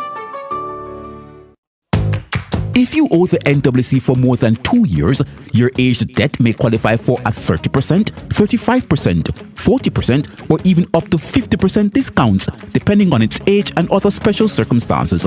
Visit nwcjamaica.com for further information. Don't delay. Let's hear from you today. Dial 888-225-5692 or 888-CALL NWC. Get your share from the NWC's bucket full of goodies, serving you in so many ways. Labor Rights, West Kingston Youth Forum, live and direct at the Edward Siaga Auditorium, Tivoli Gardens High School, this Thursday, February 13th at 5 p.m. Let's interact on how the JLP breaks down barriers to prepare a solid future that hotspot opportunities for all youths in our nation. That is why I vote JLP. Hear from special guest Senator the Honorable Dana Morris Dixon, the vibrant West Kingston youths and others. West Kingston Youth Forum this Thursday 5 p.m. at the Edward Siaga Auditorium, Tivoli Gardens High School, hosted by champion West Kingston MP, the Honorable Desmond McKenzie. West Kingston Youths, active and strong. See you there.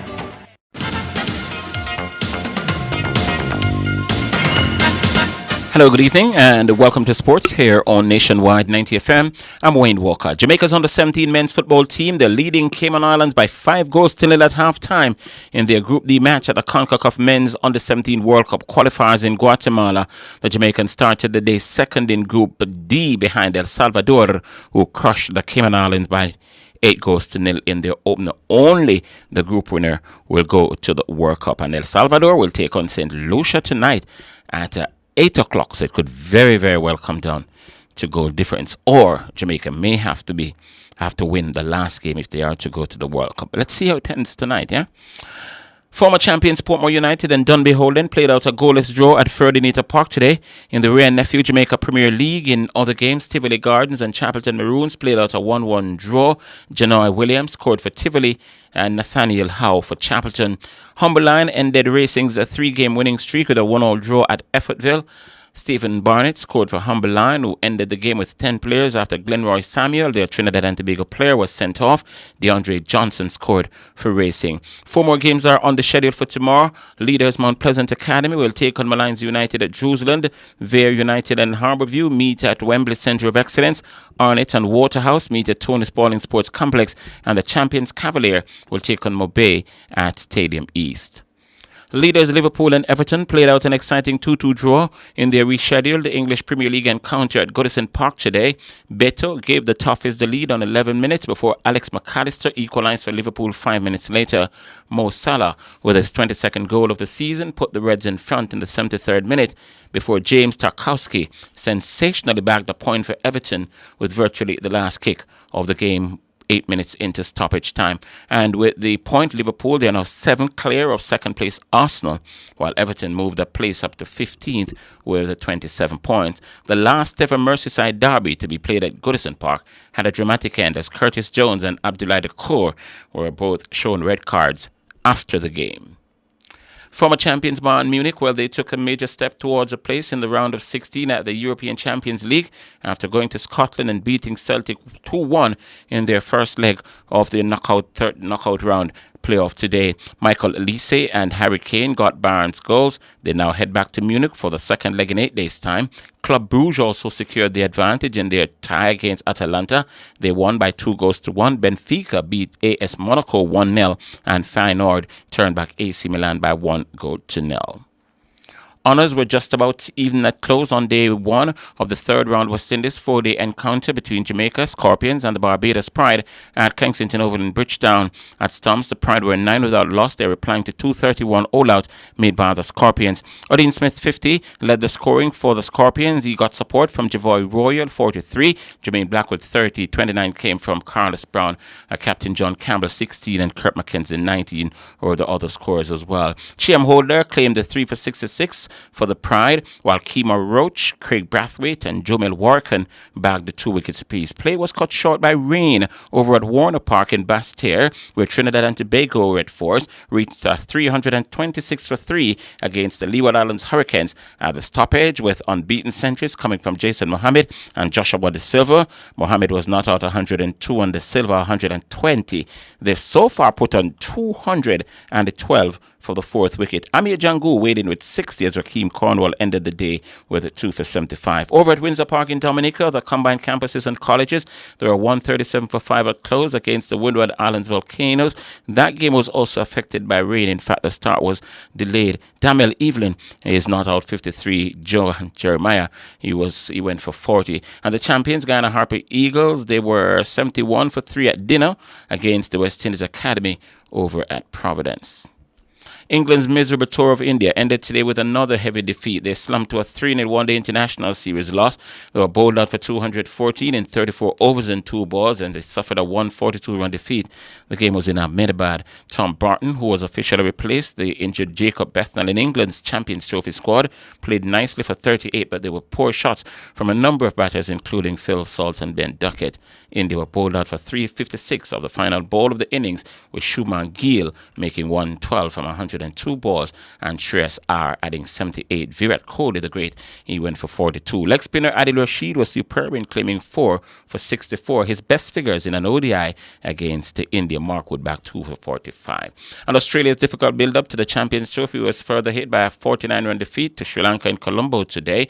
The reigning world champs are bowled out for 165 in the first of 2 matches, having dismissed Sri Lanka for 215 despite a century from Charita Asalanka. Australia, they lost opener a match short for a duck leg before to the second ball of the chase. Youngsters Jake Fraser-McCurk and Cooper Connolly followed for 2 and 3 respectively, and Steve Smith, Australia's captain for the Champions Trophy in the absence of injured skipper Pat Cummins, followed for 12. And finally, in sports at this time, Kevin Durant has become the 8th player in NBA history to reach 30,000 points. The 36-year-old reached the milestone with a free throw, his 26th of a 34-point performance for the Phoenix Suns. In a 119-112 loss to Memphis, Durant, a 15-time All-Star, was playing his 1,101st career game, and he's joined third fastest to the landmark alongside Kareem Abdul-Jabbar. Only Will Chamberlain, 941, and Michael Jordan, 960 games, got to the 30,000-point game mark in fewer games. Other members of the 30,000-point club, LeBron, Kareem Abdul-Jabbar, Karl Malone, Kobe Bryant, Michael Jordan, Dirk Nowitzki, and Wilt the Stilt Chamberlain. In other games last night, Karl Anthony Towns scored 40 points as New York cruised to a 128-115 win over Indiana. And Knicks stayed third in the Eastern Conference, a place ahead of Indiana. Scott Barnes had 33 points and 10 boards as Toronto inflicted a fourth straight loss on Philadelphia, 106-103. And Detroit's Malik Beasley made 7 3-pointers off the bench in a 132-92 thrashing of Chicago. That's sports.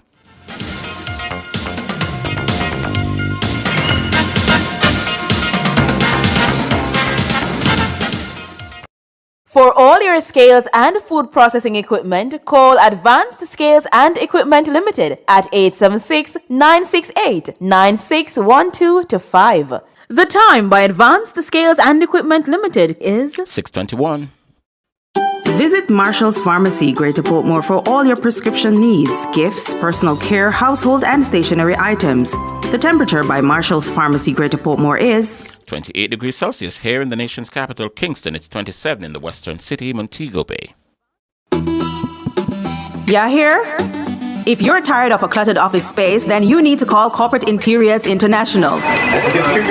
We offer top quality industrial shelving, filing cabinets, and storage cabinets to keep your workspace organized and efficient, plus comfortable office chairs that will keep your team productive and focused. Visit us today at corporateinteriorsjm.com or call us at 876-630-0010 for more information. Corporate Interiors International. We sell solutions, not just furniture.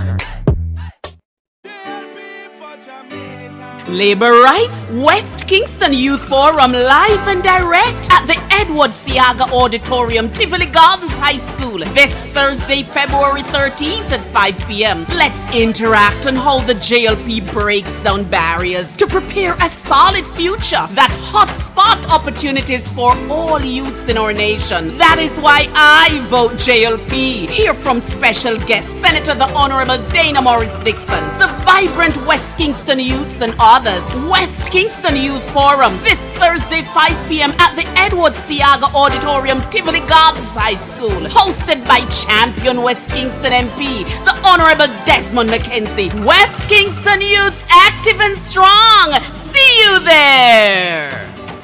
Fall in love with a new Mazda. From now until March 31, drive away an elegant CX-60, a majestic CX-90, or a nimble CX-5 and get a 2-year service package, 1-year free insurance, free license and registration, plus free window tinting. Conditions apply. Give in to temptation. Visit Executive Motors today. Mazda. Love at first drive. Taboo topics, bulletins after dark, riveting discussions, celebrity news and interviews, topics that are shunned by society, and everything else in between. Boyatings After Dark with Kareem Boyatings, each and every Wednesday, 8 to 11 p.m. Boyatings After Dark. No topic is too taboo or hard to discuss. Come get your mind blown and your curiosity explored. Boyatings After Dark. Public Opinion is brought to you by Cleasing Industrial Supplies Limited, Industrial Automation and Control Solutions.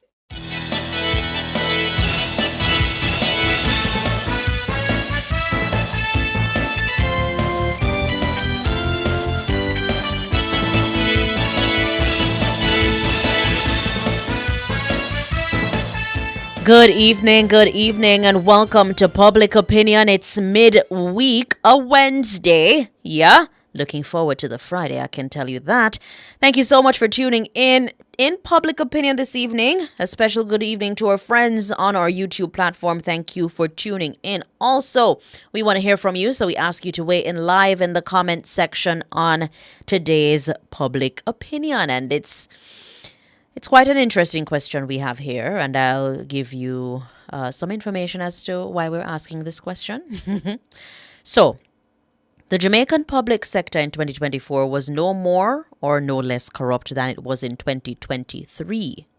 This is according to Transparency International, which has awarded the country a score of 44 out of 100 on the Corruption Perceptions Index for 2024.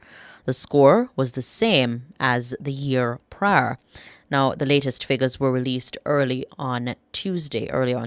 Transparency International, it assesses 180 countries and territories across the globe on their perceived levels of public sector corruption using data from 13 external sources, including the World Bank, World Economic Forum, private risk and consulting companies, and think tanks. Now, it ranks them on a scale of 0 to 100, with 0 meaning highly corrupt and 100 meaning very clean. So we're right there at 44. Yeah? In this evening's public opinion, we're asking you, the citizens. So the CPI is for the public sector corruption, and they used data, like I said before, from 13 external sources. So we're asking you, the people. You, the people. Have you ever engaged in a corrupt practice? Whether it is that you skip a line or you go on one part for get something done that, was not the right way of doing it. Whether you give smarty little money for something. Yeah. Have you ever engaged in a corrupt practice? That's the question we're putting to you. Yeah? All right. And I'll start with the comments on X, where Bad Influence is saying, just ask me, how did I get my driver's license? Yeah. If I have ever been stopped by the police for an offense and not given a ticket. If I have ever been to Transport Authority or the tax office. If I ever get a JP to sign a document. And those are some leading questions there. Yeah. All right. Let me see. Do your civic duty says, yes, I collect employees' contributions. Wow. And income taxes and intentionally don't pay them over. What? Okay. General Hines is saying, come to think of it, Nah, say that. Can't say that, General. McHugh is saying, nope, I just drink water and mind my business in an honest way. Yeah. And I think this happens more often than we would want to admit it. Wealthy Kid is saying, my bribe couple police anytime them about to give me a ticket. Yeah, I think this one happens. Yeah. Let me see if I can get in a few more. I stand with Wholeness saying, I went for my driver's license 4 times because I decided I wasn't going to pay the examiner. I don't believe in bribery or corruption. Where you say you go for it 4 times, you got it the 4th time. Yeah? All right. Okay, let me not read that one. That one is a little bit out of the ordinary.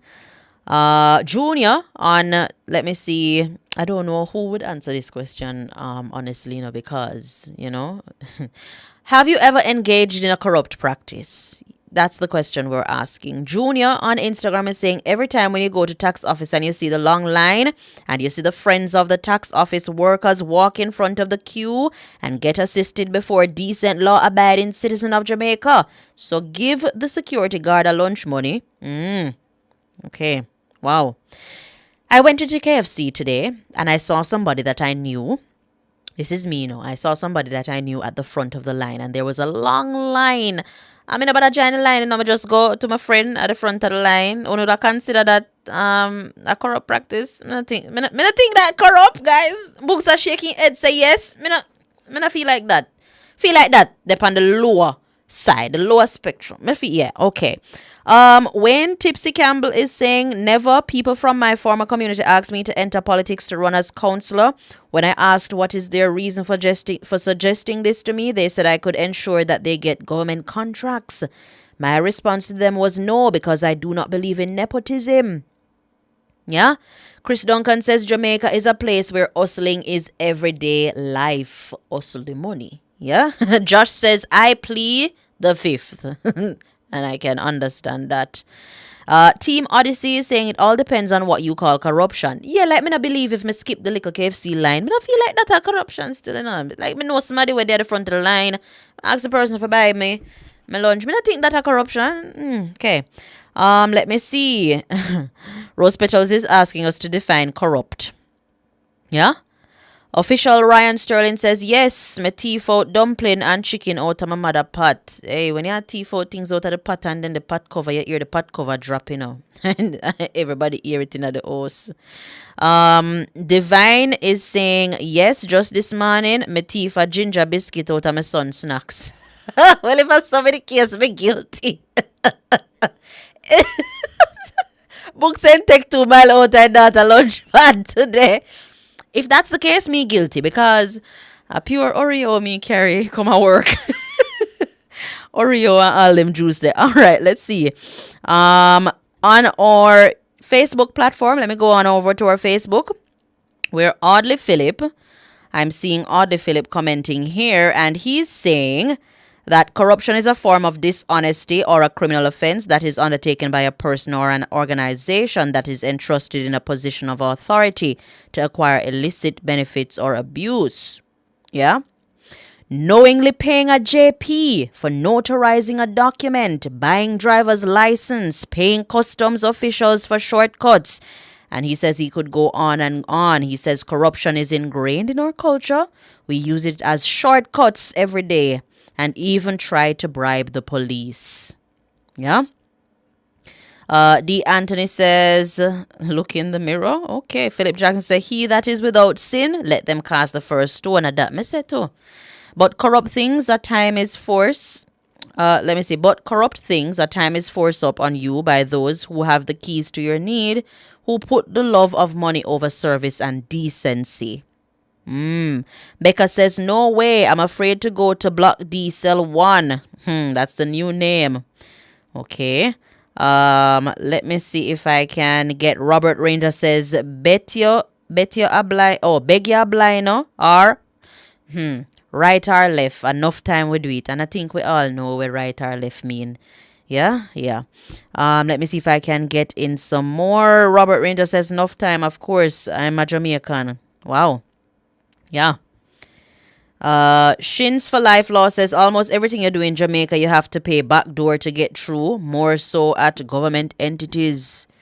All right, let me see quickly if I can get into our YouTube comments. Yeah.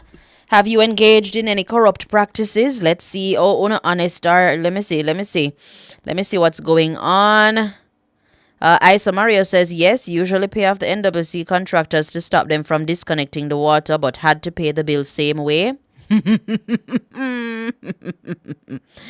Oh God. All right, let me see if I can get in some more. Honesty is the best policy.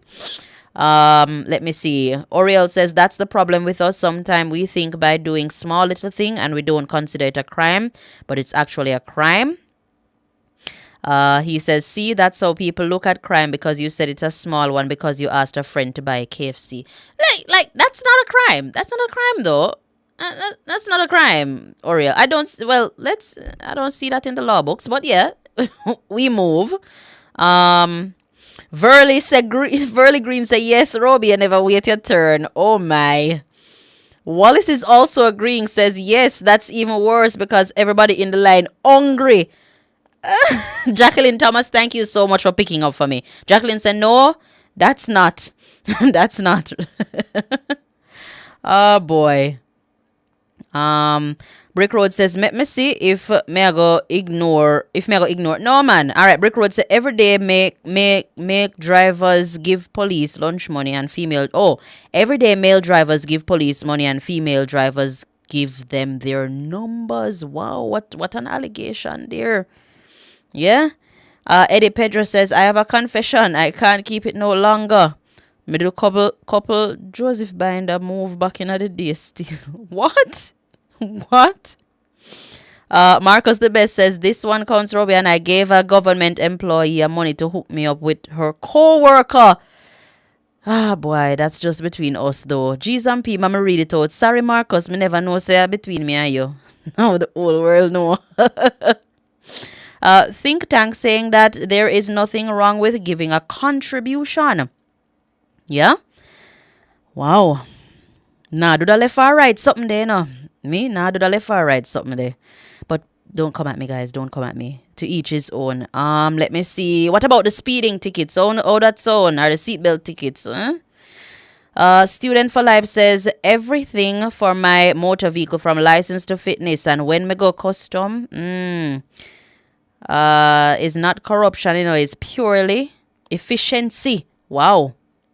Villa says I am indisciplined. My God, just for little KFC. All right, guys, I'm getting the wrap-up signal. Just keep honest. Yeah, keep honest. Do honest things. Do unto others as you'd have them do unto you. If only we would live by that, Thank you guys so much for participating in Public Opinion. The Business Report is up next.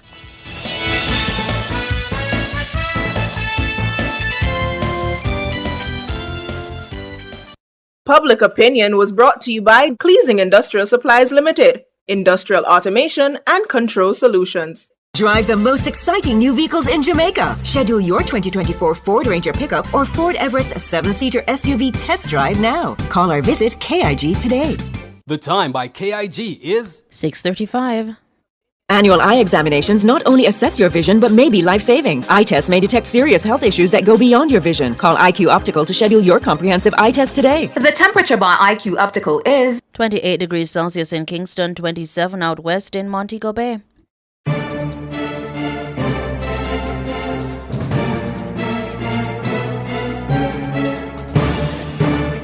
Hello, good evening, and welcome to Nationwide's Business Report. I'm Robianne Williams. Motorists can expect an increase at the pumps in the price of gasoline effective Thursday, February 13. That's according to the latest ex-refinery costs from Petrojam. Now, both grades of gasoline, 90 octane and 87, will go up by 25 cents per litre.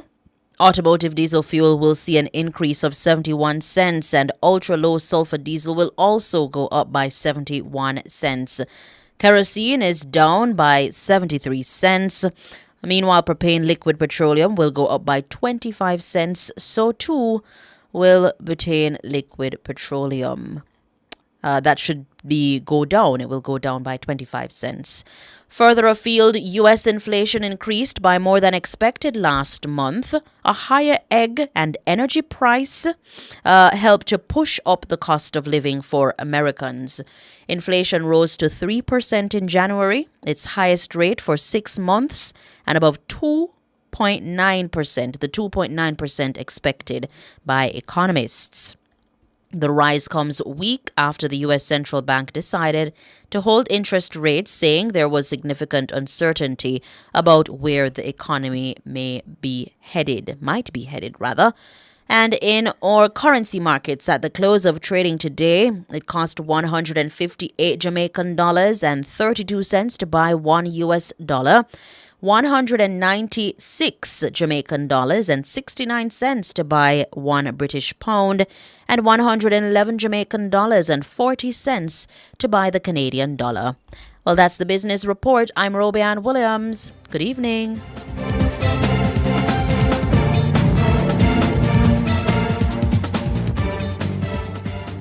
My Mega With so much to do in one location, make Megamart your one-stop shop. Pick up your groceries and houseware needs, grab a bite and pay some bills, fill your prescriptions and see the beauty products in our pharmacy. All in one amazing location. My Megamart, the best value by far.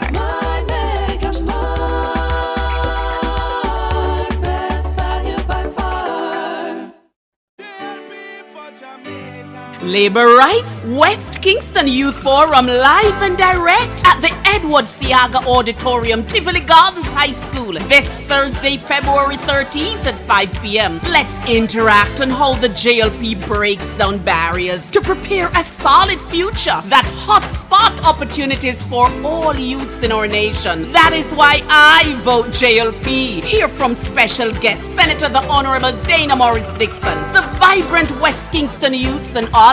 West Kingston Youth Forum this Thursday 5 p.m. at the Edward Seaga Auditorium, Tivoli Gardens High School, hosted by champion West Kingston MP, the Honorable Desmond McKenzie. West Kingston Youths active and strong. See you there. Good Good morning and welcome to the newest addition to the Nationwide News Network family on Hot 102. Good afternoon, I'm Erica Allen. I'm Elizabeth Bennett. In Nationwide News at this hour. This is Nationwide. I'm Cliff Hughes. And I'm Carol Narcisse. Morning, welcome to This Morning on Hot 102. Thank you so much for joining us. I'm Beverly Anderson Manley. Good morning and welcome.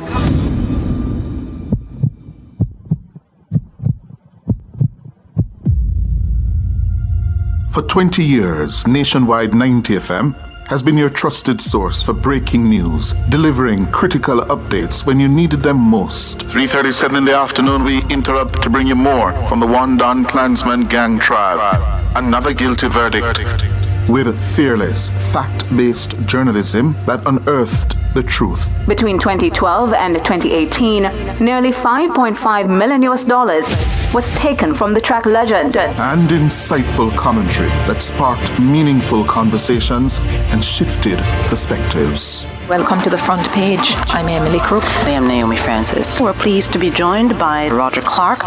From the stories that shook Jamaica, we're having an earthquake, to those that inspired change and left lasting impacts. In 2014, to be dealing with an issue such as the Mario Dean case. Nationwide 90 FM has been there, diving deep into the issues that matter most to you. As we mark 20 years of dedicated service in 2025, we honor the trust you have placed in us and reaffirm our commitment to serving you, the Jamaican people, rooted in truth, fairness, and integrity. We continue to provide incisive reporting with a foundation of accountability and respect. While we celebrate our journey, we are also focused on the future, fueled by the same passion and purpose that has always driven us. Thank you for supporting Team Revolution for 2 decades. Stay with us. The best is yet to come.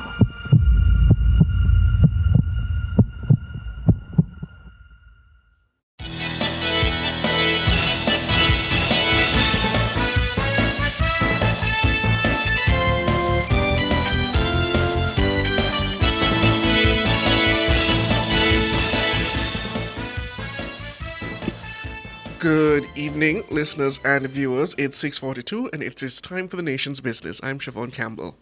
And my name is Sanjay Lewis. So the government used its majority in the House of Representatives on Tuesday to pass a bill which intends to turn Portmore into the country's 15th parish.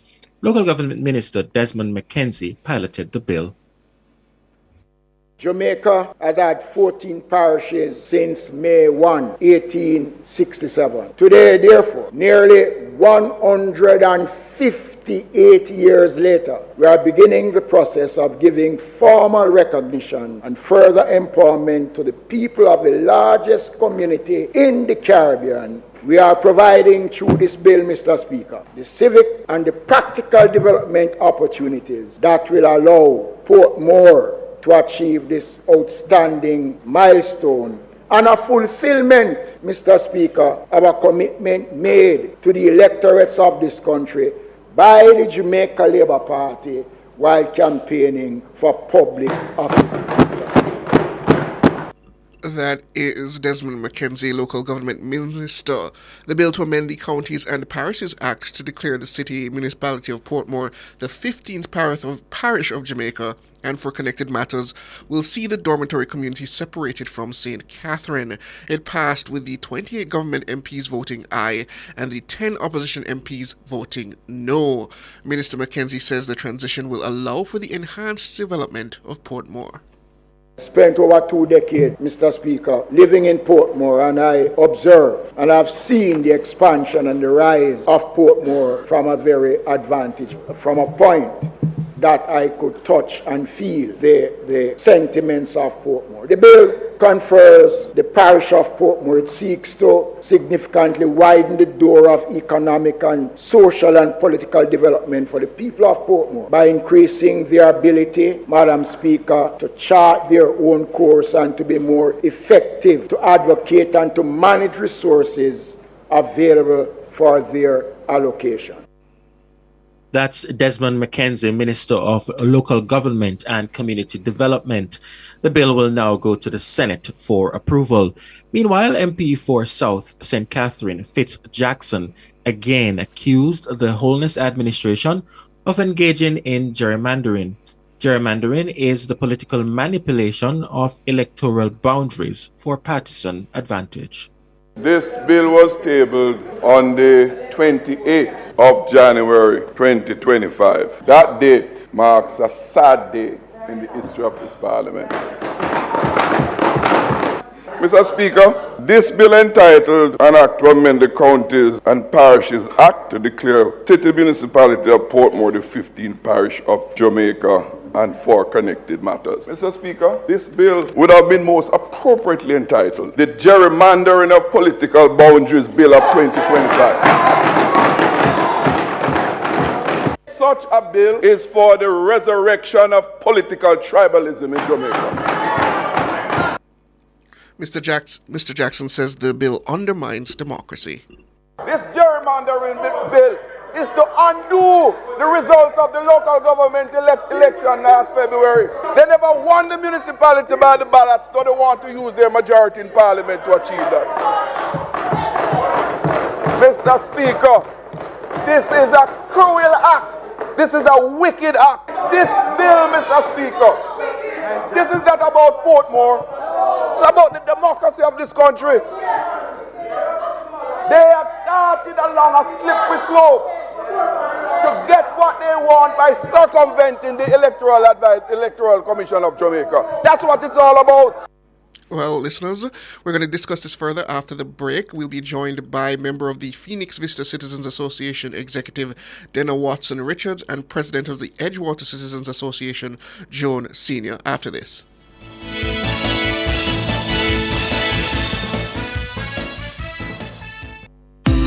This time signal is sponsored by Janet Global Accreditation, an agency of the Ministry of Industry, Investment and Commerce. The time is now.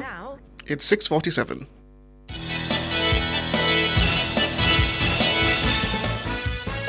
So, welcome back, listeners. As we said, Portmore, soon to be the nation's 15th parish, and it has caused quite a furor among members of the People's National Party, and we're going to be getting residents now to react to the news. As I said, we have a member of the Phoenix Vista Citizens Association Executive Denna Watson Richards and the president of the Edgewater Citizens Association Joan Senior. Good evening. Good evening. Good evening. Thanks for having me. Good evening to you both. Let us start with you, Denna Watson Richards. The news coming now, Portmore soon to be the 15th parish. Are you in support of this endeavor? Yes, I am elated to know that Portmore has finally become a parish in my lifetime. And based on what has been suggested, that there should be more development flowing from this, are you satisfied that enough was done in terms of laying the groundwork up to this point, and what is being promised as further development hinging on this? Are you satisfied that that will be forthcoming? Yes, I'm satisfied it would be forthcoming. You know, I heard it was debated from the 60s, and then the Honorable Portia Simpson Miller also brought it up again. And so this government makes it happen. And so I am elated because, you know, Portmore becoming a parish, we have one of the highest property tax collection in Portmore, 94% compliant. And our taxes are sent to St. Catherine, and only a fraction of that we get back in Portmore here. And so, having Portmore being a parish, we will have more control over its affairs and allowing for effective governance in Portmore and more decision, and the decision making will be effective in Portmore. It will also attract more investment and more businesses. And so, I really welcome Portmore being a parish. It will increase the resources Portmore could address its infrastructure needs and all other needs that is not yet here. Joan Senior, you have mixed feelings about this transition. Can you elaborate on the pros and the cons as you see them? Good evening again. I must declare that my views are not one that is related to either side of any political party. So I'm not aligned to saying anything about the PNP or the JLP. That is not my view. All right, in terms of the 15th parish, I have no problem with Portmore becoming a parish. However, I feel that as a citizen of Portmore, I've been living here from 1977, so it means I'm here over 4 decades. And I feel, and with my first and second generation also living here in Portmore, I feel there should have been a little more consultation with us, the people, explaining more about what a parish entails, considering that it was all the way in over 150 years that we ever had a parish status coming, and that none of us that here now present in our lifetime ever knew what that process really was. So it would be much nicer if the process was handled where the citizens of Portmore were given more dialogue, more explanation. We don't know what state agencies that will be here for us. Is it that the agencies are going to operate remotely? Because we already know there is none of the infrastructure that is set up in the other parishes. We don't have markets. We don't have all of those. Would now have to venture outside of what we now call a parish for all those. So we needed more clarity on exactly how it benefits each person that lives here. What are the true benefits? What would be the whole, just more interaction with us so we can know more about what is happening. There are a lot of persons who share my view across Portmore that I've spoken with. They have no idea of what we are to derive from becoming a parish at this time, considering that there is really... I remember, too, that our Prime Minister had said that at the resilience part, that more dialogue was needed. So I personally was waiting on that. As I said to you, I've been here from 77. So I feel that a little bit disenfranchised, not being able to know what it's all about before I've been given something. Let me know some more. What am I going to benefit from it? What infrastructure is coming in right away? Because we don't know. Maybe some persons are aware of what is coming, but many of us, the majority of us, have no idea what is to come because they've never been a parish before, and we have never witnessed it before. Mrs. Watson, Richards, I think I heard you wanting to come in there for a second, so go ahead. Yes. There was much consultation in Portmore. The Prime Minister came to Portmore himself, and all the CBOs across Portmore was invited at that meeting to share their views about Portmore becoming a parish. We also have town hall meetings at the municipal building. They have the lines at Parliament where they could call to voice their opinions. We also have the MPs going into the communities, the citizen association, the churches, right across Portmore to speak about Portmore becoming a parish. So persons choose not to come out to these invitations, and then they said that they did not hear. But I believe majority of Portmore were out at these functions because I was present at most of them, and so I know that consultation was held in Portmore. Joan, you are the president of the Edgewater Citizens Association. Can you respond to that? I've never had that any form of consultation or discussion about the 15th parish in having any MP or any elected member come in to speak to us about any 15th parish. That has not happened in my side. Maybe it has happened where Miss Dina lives. I don't know, but we have not had that. Many. Hold on, Dina. We'll give you a chance to respond. Go ahead, Joan. Right. That has not happened on my side, in my area. It has that conversation has not come to us.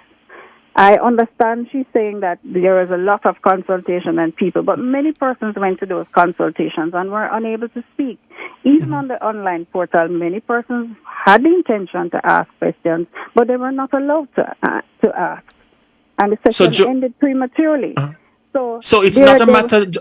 So just to get clarity, Joan, it's not that the consultations were not done. It's just the way it was done. Your association had a problem because individuals were not able to voice their opinion. Exactly. Many. And this is not just in my area. In several other areas that I have spoken to other persons, they were unable to voice their opinion or to get even clarity. And I must tell you, the All Portmore Leadership Community Development Committee, that there's a committee for all the Portmore CDCs. There was a letter that was written in January of 2024 that was hand-delivered at Jamaica House to the Prime Minister, for the Prime Minister, asking him if he could give us some more clarity, because we just wanted to know, based on what we've been hearing and utterances coming from other members of government and all of the little things, we wanted more clarity from him. Right. And to date, that letter has not even been acknowledged. So we are still waiting to hear from him, and then to hear that we are getting something. And you know, it just makes you feel a little bit disrespected. Yes. Dina, you wanted to come in. Let's hear your response. Yes. I was saying that communications were done via all platforms, communication platforms, on the radio, in the paper, and physical meetings, and all different medium of communication was used to communicate this to the residents of Portmore. So what about the challenge though, Dina, Joan is saying, yes, those meetings were held, but individuals did not get that opportunity to voice their concern. They had that opportunity because a line was there for them to either write or call in to say what were their opinions about it. Let me ask you though, Dina, why do you think parish status is needed to get some of the investments you made mention of? And how are you guaranteed that these investments will come with parish status? As I said before, that with parish status, it will increase the resources for Portmore. And some of the problems that we are having, we'll be better able to address them because we have more money coming in. We have more control over the affairs of how Portmore is run. But couldn't that done without a parish status? We wouldn't need a parish status to increase the amount of funds coming into Portmore. It would just need a mere amendment for Portmore to get more funding. We wouldn't need a status just for that. And as I mentioned before, the taxes that are collected in Portmore is one of the highest compliant tax collecting in Portmore here. 94% compliance. And all of that money is sent to St. Catherine to make a decision on how Portmore is run. And we are saying that all those money could stay in Portmore for us to make proper decision as to how Portmore is governed. Well, is it really sent to Spanish Town or is it sent directly to central government? That is something that we would need to understand. Is it that the taxes go to Spanish Town or it goes to central government to decide? That is something that we would need to know. Hold on. Let Joan finish her point. Finish the point, Joan. Right. What I'm saying is that I need that clarity too. See, these are the clarities that we need as people of Portmore. Is it that our taxes really was going to Spanish Town or is it was going to central government to decide how much and how it's spent back in Portmore? Who actually was deciding that, Spanish Town or central government? Those are the things. And I don't see where we would have needed to be a parish in order to get more money. If that's the case, John, I would want to be a parish, I don't have a problem wanting to be a parish. But all these little things would have to be clear in my mind that I'm comfortable that this is it. And it's not just I'm being told that this is going to happen only because I'm a parish. Understood. Explain. Understood, Madam Senior. Clarity. It's all about clarity. Understood, Madam Senior. But I'd like to ask you, you raised some issues in terms of the lack of a market, a hospital, and other things that one would expect a parish to have.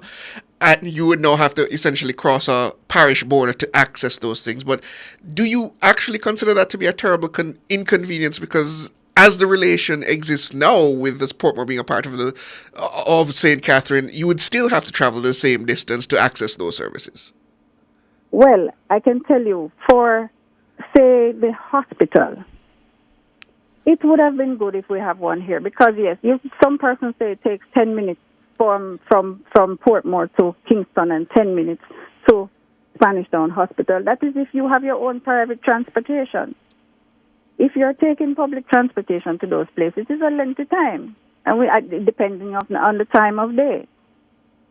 So that really don't add to my thing. I'm just saying, if we had our own amenities like everybody else, or even that the health center at our Greater Portmore be upgraded to some level that there is comfort should there be some eventualities or emergencies, they can handle it.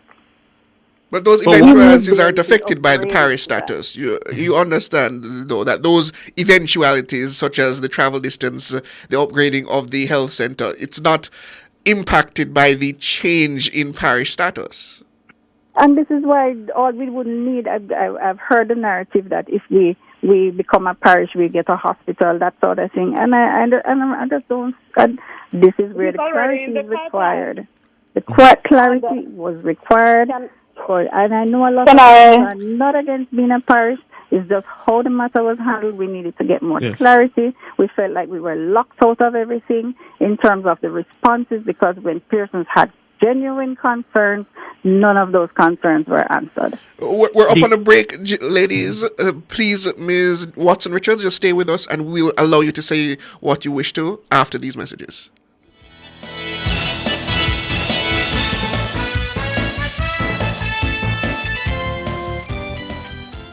Jamaica's Spark program is investing $45 billion to improve roads, water, and telecom. Better infrastructure for a better future. The time by Spark is... It's 7:02.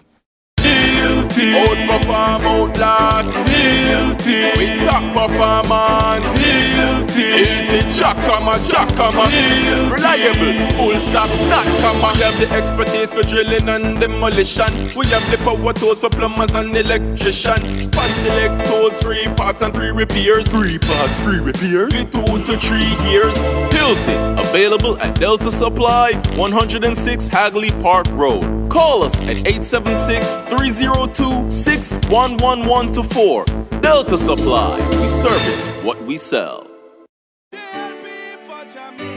Labor Rights, West Kingston Youth Forum live and direct at the Edward Seaga Auditorium, Tivoli Gardens High School, this Thursday, February 13th at 5 p.m. Let's interact on how the JLP breaks down barriers to prepare a solid future that hotspot opportunities for all youths in our nation. That is why I vote JLP. Hear from special guest Senator the Honorable Dana Morris Dixon, the vibrant West Kingston youths and others.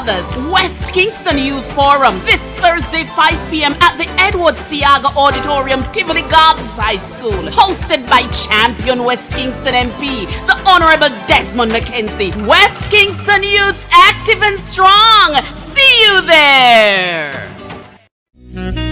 Love is in the air and on the water with Loose Cannon's Valentine's Day Harbor Cruise, February 14, 2025. Enjoy sumptuous food and wines and treats as DJs Raga and Enz play your favorite hits. The catamaran departs from Ribis Ocean Victoria Pier downtown on February 14 at 8 p.m. Early tickets $60 or 9,000 Jamaican dollars. Purchase tickets at loosecannontours.com, Sweetwood Jerk, Bill Express, or any Ribis location. For assistance, call or WhatsApp 876-495-2222.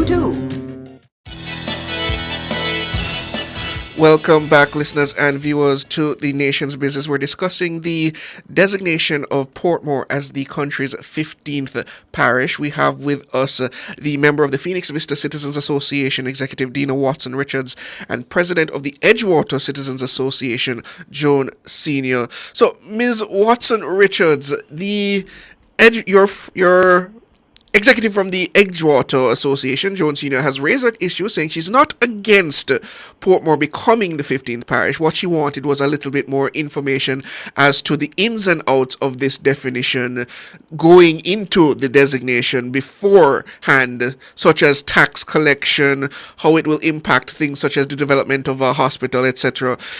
Do you feel that that could have been more properly handled by the government, the explanation of these nuances when they have sought to push for this designation?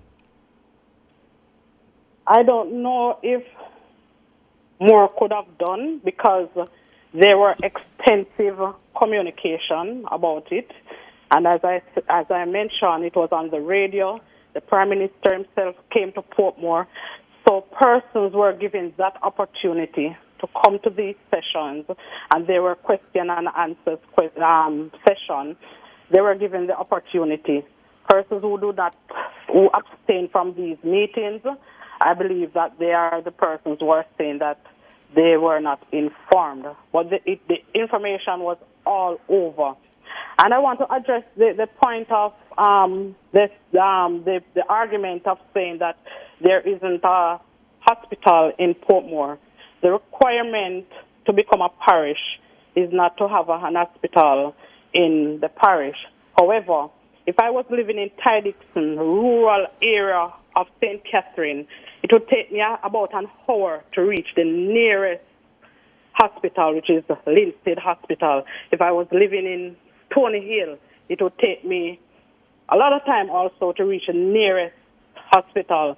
In Portmore, any one of the hospitals we choose to go, it's a 10-minute drive to Spanish Town, and if we are going to Kingston Public, it's a 25-minute drive to there. So I don't think, and it is also in the making, in the plans to have an hospital in Portmore, and I say with more collection, with Portmore taxes staying in Portmore, we can do much more. The government explained that they want Portmore to become a model parish, and I rightly believe so, because we are the largest English-speaking community in the Caribbean, and we have the largest per capita persons, university persons in this parish of Portmore, and with all those magnificent minds in Portmore, instead of them traveling to Kingston for jobs and all of that, then we know that Portmore investors will start coming to Portmore, and more things, businesses will be in Portmore, and these persons don't have to leave Portmore to get jobs elsewhere in other parishes. Well said. Well said. And with what you have just said, my sister, wouldn't you think that we would need a hospital having the largest of everything and being the largest in the English-speaking Caribbean? Asking for a hospital would be such a bad thing, would it? No. And as I said to you, it is in the plans for Portmore to get an hospital. An hospital and a proper market. Is this plan that you are referring to, is this plan in a document that is widely available or sent to the residents for them to peruse and to probably voice their concerns about or to ask questions about? Is it anywhere? Did everybody get that? I believe more interaction from us. That's all I'm saying. But more interaction and clarity before you from go in there, us. Sanjay, I received You spoke about having the town halls and having these sessions. Yes, but guess what? Some persons weren't able to speak at all, so their concerns were not heard. So you have to be mindful of that as well. It cannot be that you're saying all these things happen. Only certain persons were allowed to speak. And that's what I'd like to ask you, Madam Senior, because I understand, I received this information in here from Robert Miller. He says that you were attendant at his consultation over this issue. Is that not the case? What happened? Were you not able? I was not at a consultation with Mr. Miller on this. I was not there. He believes, he says when that spoke of the Senior was at one of Robert there. Miller's consultations. That's what I have here. A consultation, but not about the 15th parish. Oh, so it's not what you say. It's not about the 15th No, parish. What was that consultation about? I went to his community CDF, the Community Development Fund meeting. And the matter What of Portmore consultation? becoming the 15th parish did No, not come up? of the Southeast St. Catherine Division. But to be clear, Joan, you have attended consultation meetings because I recall you saying that earlier, but the issue was you were not able to properly I said ventilate the many concerns. persons were not able to speak. Yes, Right. you were talking about me have gone to one with Mr. Miller. You specified with whom, and I just told you that I have not actually had a consultation or been to anyone with Mr. Miller himself. Right. Right. We just So wanted clearly- the clarity. So let me and ask I you just then. need to put Yes. it. I don't know why we are making it a little bit more of a political thing where it's getting that tone. And as I have rightly said, I have no allegiance or alignment to either party. I'm Right. speaking here as a citizen of Portmore, one that grew up here from 1977, and I just feel that there are, and I know there are several others who share the same view as me, who say that we needed to get a little more information, have some more concerns eared, and to have the clarity on them. And I don't know if that is such a hard thing for anyone to ask. Let's discuss the moving forward, Joan, because the government in the parliament, the bill has been piloted, passed in the lower house, going to the Senate. What guarantees would you need to see from the government for you and your organization to fully support the move of Portmore becoming that 15th parish? I don't like the term fully support. All right, but anyway, I'll work with what you're saying. Or to alleviate the All right. concerns, To put it that way, alleviate yes. some of these concerns, I think if our growths or responses, because I know that there wasn't really any great consultation with the different organizations, the churches, all of that. There were none. It was just town halls where persons were told to come out. So there was not a sit down with the churches and the various organizations where, everybody can have a say. So I would look forward to something like that where everybody would sit, all the different organizations. You have the church, you have the PAC, you have everybody sitting there, members of different areas, and we discuss it, hear what the thing is to go forward, see what could be tweaked or something. What if if there is something there that someone else can have an input to say, but if we do try, what do you think about this, and see how it works? And then it's something that was never thought of. So what you're looking for is public education. The input, public education, input. Understood. Input, public education, clarity. Nothing is wrong in asking those things as a person. And I just don't like the idea of each time this comes up, it is as if it is a JLP, PNP issue. I've heard the politicians say it, and it truly affects me both sides when I hear it. It affects me deeply because this is not about green and this is not about orange. This is about my human life. As a person. Then I'd like to put it to you both, starting with you, Madam Senior. I don't want to color this, but it has been suggested that a referendum should have been held to decide whether Portmore should have been separated from St. Catherine or not. So you totally support that a agree. Yes, referendum I should have do. been held. I agree with that. Giving me a voice. And how about you, Madam Watson Richards? Madam Watson Richards, are you there? Yes, I'm here. So The question is asked as to whether a referendum should have been held. a referendum should have been held. Yes, to settle whether Portmore residents would have wanted to be separated from St. Catherine.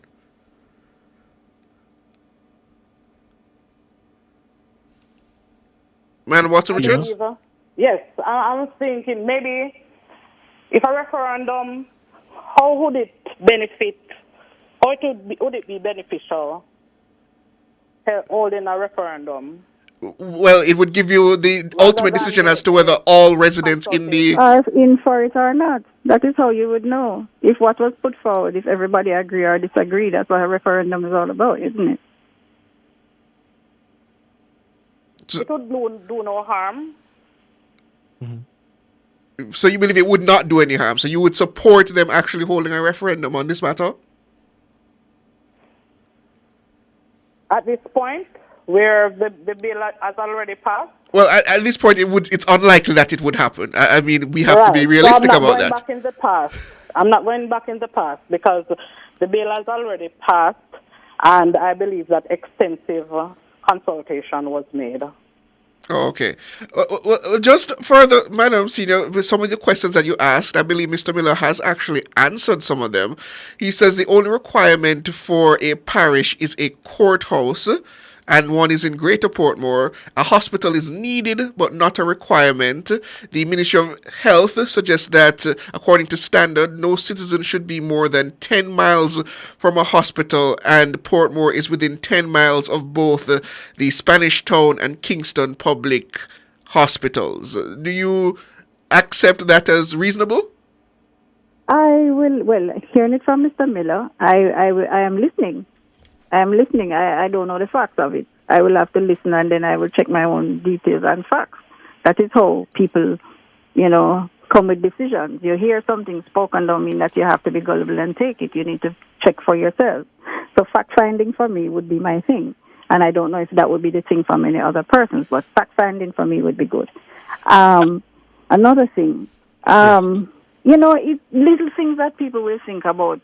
I'm going to die. I'm going to be buried in another parish than where I live. Little things like that. There is no cemetery thought about. Where would you put that? Let us talk. That's what I'm saying. This is where we need the discussions. So we can tell you what we are thinking, so that you can tell us what your thoughts are, or what your plans are. Because I would take it that they would have thought out all of this, and they would have planned, and they have everything in mind. Let us know. Talk to us. But you accept that those discussions would not be impacted by, as I said before, those discussions in terms of where you could put a cemetery, where a hospital would go, those are not attendant on the creation of the parish. Those are discussions that can be had ongoing. I don't know. I will have to read up more on that and get that information. I'm not sure. So I would have to read to know. But I put it that way because... In addition to that, let us dialogue. Where are you going to put the things? Yes, we hear that, but where would we put them because we need them. It's not like we're not going to want to have them. What we're going to do, wait 10 years, 3 years, and then what is going to happen. One of the things, though, Joan, and someone said it in the chat, that when you receive parish status, you will have that flexibility to have that conversation with your municipal authority as to where, for example... Before? Why we have to wait until after? This is what I'm saying. Why do everything has to be after? Why not before? Even though I'm not even sure. I don't know. I am speaking for me. I don't know the real reason why our boundaries are being cut. I don't know. I just know places cutting off, and that is some section going to Spanish Town, and that is the boundary. Tell me why. I don't know. Those sections were never a part of Portmore. Those persons' address is St. Catherine. They were never a part of Portmore. It is weird because my address, when I write my address, I don't write Portmore on it either. I say St. Catherine. Because Portmore is part of St. Catherine now. So that's what happened. And obviously that will change once... My address is not written as Portmore. My address is written as St. Yes, Catherine. and when those adjustments are made, obviously there will be adjustments made in that manner as well. That person's address is St. Catherine. That's vague. Spanish Town. So let us discuss it. Let us talk about it. Why couldn't we talk all about it? Everybody's on the same page. That is just the line of everyone. Let everybody be on the same page. The rationality behind the reasoning, because as I said that there was... You will not understand because you're looking at it from a political point of view, which I am not. No. Hold on. Let's hear Dino. Go ahead, Dino. I heard you say that it is political right after he spoke about MP Miller. I said it's not. Hold on, Joan. Hold on. Let's hear Dino. We'll allow you to respond. Go ahead, Dino. You have to understand that MP Miller is a sitting MP for that for that division, for that constituency, and so he is the one. There are 3 MPs over in Portmore here, and so all of them were tasked to speak to the residents about Portmore becoming a parish. How do you feel about Portmore becoming a parish? Everybody was given a voice. So that is the reason why MP Miller came to your citizen association and spoke about it. He did not. Go ahead, John. Mr. Miller says he did. You say otherwise. I said Mr. Miller did not understood. Come to ours to speak about the 15 parish. Very well. But I also understand, and Mr. Miller has also provided additional information, Joan. He says that the matter of the cemetery is not a part of the government discussions, it's a part of the municipal discussions. Mr. Miller is now telling me, and I can tell just the persons that I live around. What about the other persons in the other areas of Portmore? Are they aware of this? I'm aware of what? No, from my MP, which is Mr. Miller, who is my friend. I'm hearing it from him now. These were questions that were never answered. But let me ask you though, Joan. For me. I can tell only the people that I am around. Does the rest of Portmore know this? Have you reached out to Robert Miller, being your MP, and you indicated that you know him and he's your friend, to express all these concerns and ask that a meeting be held to further discuss the concerns that your organization has? Actually, I was awaiting the response of our Prime Minister from that letter that I told you about. So based on that letter, once we got a response, then my intention was to invite both parties or as much parties that could come to my community so we could have a town hall on that. So you want to wait until that, though, and the response has not come. So you feel the Prime Minister is the only one who can reasonably address these complaints? You believe that the local representatives are not equipped for this? I have seen the reactions when things are being said on television, in Parliament. I've seen the reactions. It's as if it's more taking a political tone. And that is what I do not want, and I will never introduce into my community any political tone. I do not. So I would rather I'm speaking to my Prime Minister for him to explain something to me. If he wants to take his political line, then I will just have to accept what the Prime Minister is saying to me. But I do not like the tone that this Portmore issue is taking. Both sides, PNP, JLP, grabbing at each other about this and making it more of a political issue, minusing the people of Portmore's feelings towards it. But Joan, your MP is your representative in the Parliament. So I would have thought that having all these concerns, you would reach out to your MP to say the Prime Minister made this promise. Can you meet with our people and carry the information and the concerns that we have to the Prime Minister? Wouldn't that have been a better route? It could be a route, yes, because I was not expecting a 15 parish at this time, so that would have been on my agenda for 25. Can I say something? Go ahead. To say that enough consultation was not made, I believe it's a disingenuous statement. However, I know that the CDC, the all CDC of Portmore, the executive team went and they meet with the opposition leader, Mr. Mark Golding. They met with him about this same discussion about Portmore becoming a parish. I was not without the clarity. I was not present at that meeting because the information was given about 2 hours before the meeting. So I did not attend that meeting. However, a number of persons went to that meeting and they were informed. They had discussion around being the parish of Portmore. The discussion that was held at that meeting, to my understanding, was to say that a letter Hold on, Joan. We're going to give you the opportunity to respond, Joan. Dina, just finish the point, and then, Joan, you can respond.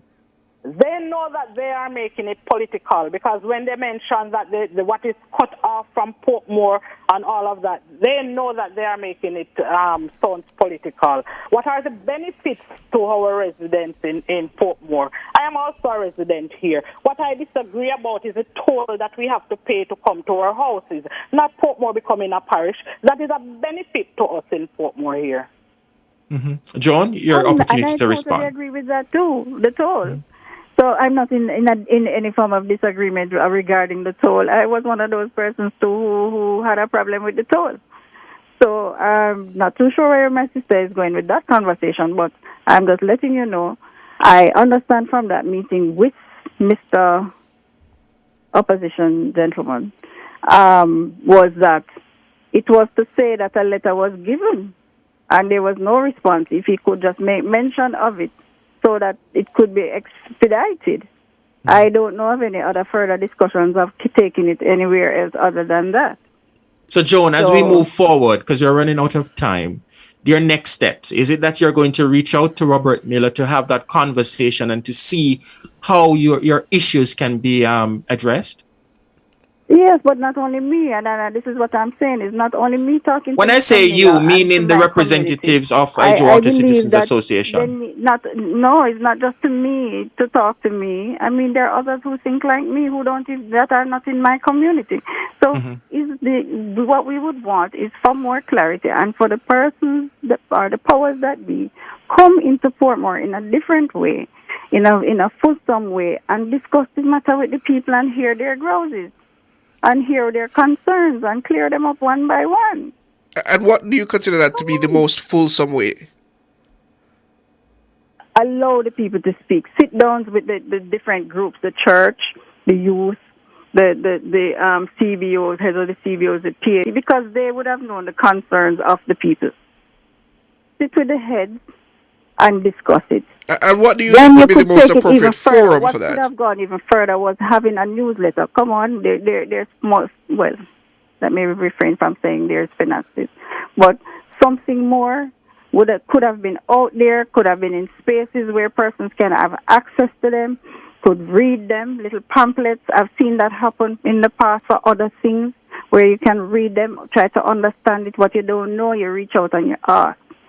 More involvement, and then also we could have had the referendum.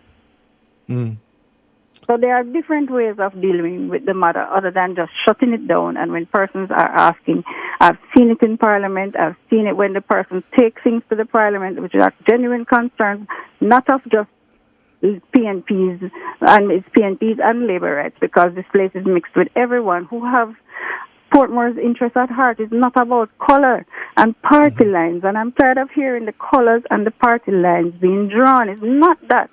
It is about our lives, our well-being. We live here. We should have a voice in what is happening here.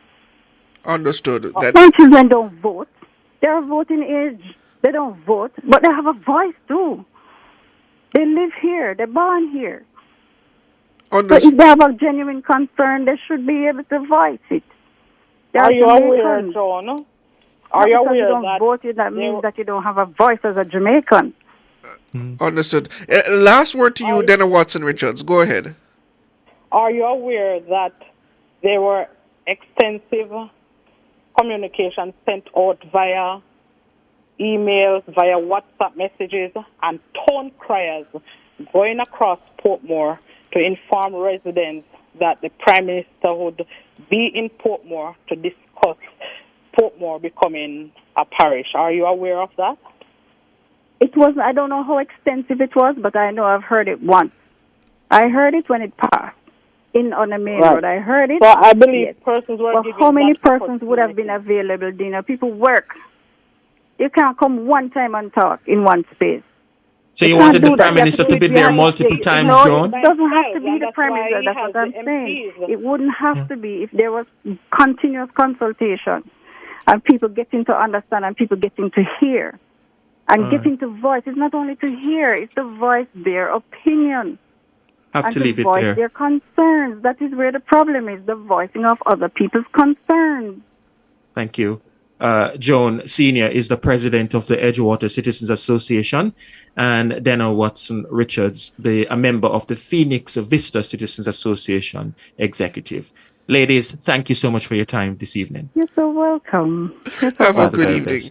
The Watchman is next, listeners, and then your calls. The numbers are 630-937-124 and 618-8255.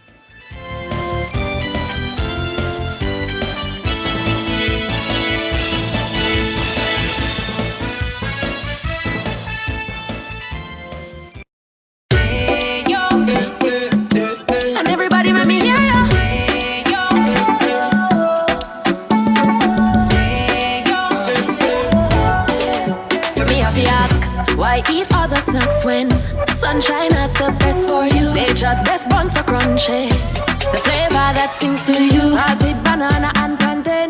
Taste the freshness, naturally sweet. The flavor that sings to you. Ayo, nature's best bunch. Yeah, here? If you're tired of a cluttered office space, then you need to call Corporate Interiors International. We offer top quality industrial shelving, filing cabinets, and storage cabinets to keep your workspace organized and efficient, plus comfortable office chairs that will keep your team productive and focused. Visit us today at corporateinteriorsjm.com or call us at 876-630-0010 for more information. Corporate Interiors International. We sell solutions, not just furniture. Imagine opening a bank account without ever leaving your home. Well, at CIBC Caribbean, we've changed the game. Open a new CIBC savings or checking account completely online using your computer or phone, anywhere, anytime. No need to visit the bank, no waiting in line. Just apply, verify, and sign your documents, all online. It's secure, seamless, and 100% digital. Open your new CIBC account by applying online today. Apply for your Sagicor Bank Preferred Prepaid MasterCard today. Load your remittances for everyday spending. Receive cash transfers from any local bank. The time by Sagicor Bank is 7:30. The Watchman. Exploring issues shaping our society, government, and business. Provocative, unconventional. Dr. Henley Morgan is The Watchman.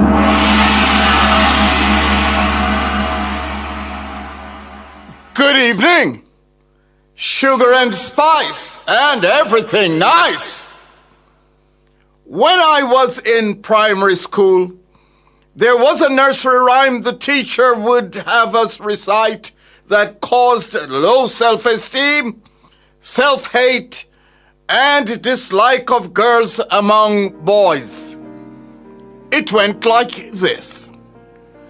What are little boys made of? Frogs and snails and puppy dog tails. That's what little boys are made of. What are little girls made of? Sugar and spice and everything nice. That's what little girls are made of. How things have changed. The words of that idiotic nursery rhyme are no longer complimenting of girls or taken as reality. There's a campaign to remove sugar from the diet of children in school, and the spice is the controversial self-proclaimed queen of dancehall, whose given name is Grace Hamilton, whose Oh No school tour was aborted in the face of heavy opposition from influential members of the clergy. The ensuing debate about who gets to enter the precincts of the school to influence and shape young minds has created sharp divisions in the society. In 2009, when the Cartel Spice release, Romping Shop was on its way to becoming possibly the most controversial dancehall recording ever, I was among a group of concerned citizens who led a march to protest degrading and dirty music. Nothing Vybz Kartel or Spice has done musically over the years has changed my opinion about the lack of morals in the lyrics that emanate from their mouth. An article written by Asia Kanika Osset appeared in the Gleaner March 17, 2017 edition. Writing under the caption, Dancehall, Civilization or Barbarianism, the general position taken by the writer was that the degradation of society, particularly in relation to the low self-perception and self-esteem of black people in Jamaica, is perpetuated by dancehall music. At a public panel discussion to examine the assertion made in the Gleaner article, Osset reiterated the idea behind her article. This is what she said. I quote her in part. It is obvious that the effects of dancehall are destructive. It is important to note that black people are the real victims. Jamaican society is suffering from a number of social ills, particularly of a sexual and violent nature, a lot of which can be traced back to the free reign dancehall has on society. End quote. Research supports the view that music, particularly the lyrics, is a powerful influencer on human emotions and behavior, particularly the young in their formative years. Can one separate the messenger from the message in situations where the messenger's reputation of promoting the debased aspect of the culture precedes her? Before his incarceration, Vybz Kartel participated in a symposium held on the campus of the University of Technology, UTech. That's the level in the education system where these types of exchanges belong, not at the primary and secondary levels. The fact that schoolers are already not only consuming but living dancehall daily does not relieve school administrators and the church of their responsibility to be guardians over the nation's most valuable assets, our children. Reggae Month is as good a time as any to think on these things. Produced by Agency for Inner City Renewal, AIR, and recorded in the Jamming Studio Trenchtown, a breath of fresh air bringing change to the inner city. The national budget is everybody's business because it impacts every Jamaican. The time brought to you by the Ministry of Finance and the Public Service is... It's 7:36. Labor Rights, West Kingston Youth Forum live and direct at the Edward Siaga Auditorium, Tivoli Gardens High School, this Thursday, February 13th at 5 p.m. Let's interact on how the JLP breaks down barriers to prepare a solid future that hotspot opportunities for all youths in our nation. That is why I vote JLP. Hear from special guest Senator the Honorable Dana Morris Dixon, the vibrant West Kingston youths and others. West Kingston Youth Forum this Thursday 5 p.m. at the Edward Siaga Auditorium, Tivoli Gardens High School, hosted by champion West Kingston MP, the Honorable Desmond McKenzie. West Kingston Youths active and strong. See you there. Welcome back, listeners and viewers. As I said, we're taking your calls. The numbers are 630-937-124 and 618-8255. Cleveland, you're on the line. Good evening. Yes, good evening to you both. Hi, Cleveland. Good evening. Let me declare myself. Mm-hmm. I have a quad over in Portmore, and I'm paying my taxes and everything. I don't live there. I live in Upper St. Andrew. But don't think Upper St. Andrew is all rich people. Yeah? I was just about to say, I have it, man, you're rich. It's a mixture of people. But when some of the folks are talking, Portmore can't turn a parish because it don't have a hospital. I don't see sense in that. I live up at St. Andrew, and for me to go to public hospital, that takes me about an hour or more to reach a public hospital. Here is my concern, Cleveland, outside of the politics of it, because we understand, you and I understand the politics of it, right? With the boundary and all of those things. Yes. But I wonder sometimes when individuals ask for consultation, to what end? When will one say there is enough consultation? And exactly. And then sometimes you hear individuals say the consultations are held and no one, very few people They don't turn up. They don't turn up to it at all. Yeah. Right? So I don't know. I think hospital can always come. They have Spanish Town Hospital, which is even nearer for them to get to it more than me to get on a public hospital. I don't see the harm of Portmore becoming a parish. If we want to discuss the political boundary, that I can understand the concerns that individuals will have, and that's a separate conversation. But Portmore becoming a 15 parish, if that is what is going to open the floodgates for more development, then I don't see a big issue. Well, what I need to do, is to get that part straightened up where they have councillors there that is of no use in the municipality in Portmore. They are at St. Catherine. Right? And I didn't even realize that you have some areas there that can't vote for the mayor. Yes, but that's because I think it was raised in the discussion because those areas are considered part of the St. Catherine Municipal Corporation, not specifically the Portmore Municipal Corporation. Is that so? But is it so? Which is probably why those areas are not being included within the Portmore boundary. Yeah, but the councillor win him seat in his division in Portmore, they say. So why, and they don't have a say in the municipality there?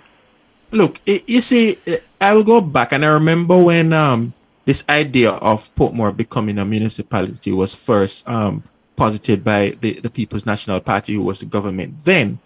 And it feels like Cleveland, someone gives you responsibility to run an operation, but they give you the responsibility to run the operation, but they're over your head. And everything or most things that you want them to approve, you have to go to them. It's just a messy state of affairs. And all the tax money was supposed to be staying in Portmore. You have to go to St. Catherine to approve for them to send over the money. Yeah. People in Portmore, something is wrong with that. And that is what we need to look at and get things straightened up and leave the politics out of it. Portmore have more people than some of the parishes. Right? I mean, ultimately, Cleveland, let's say this bill passes next week. Yes. Day one, it is not going to change or impact the lives or residents of Portmore.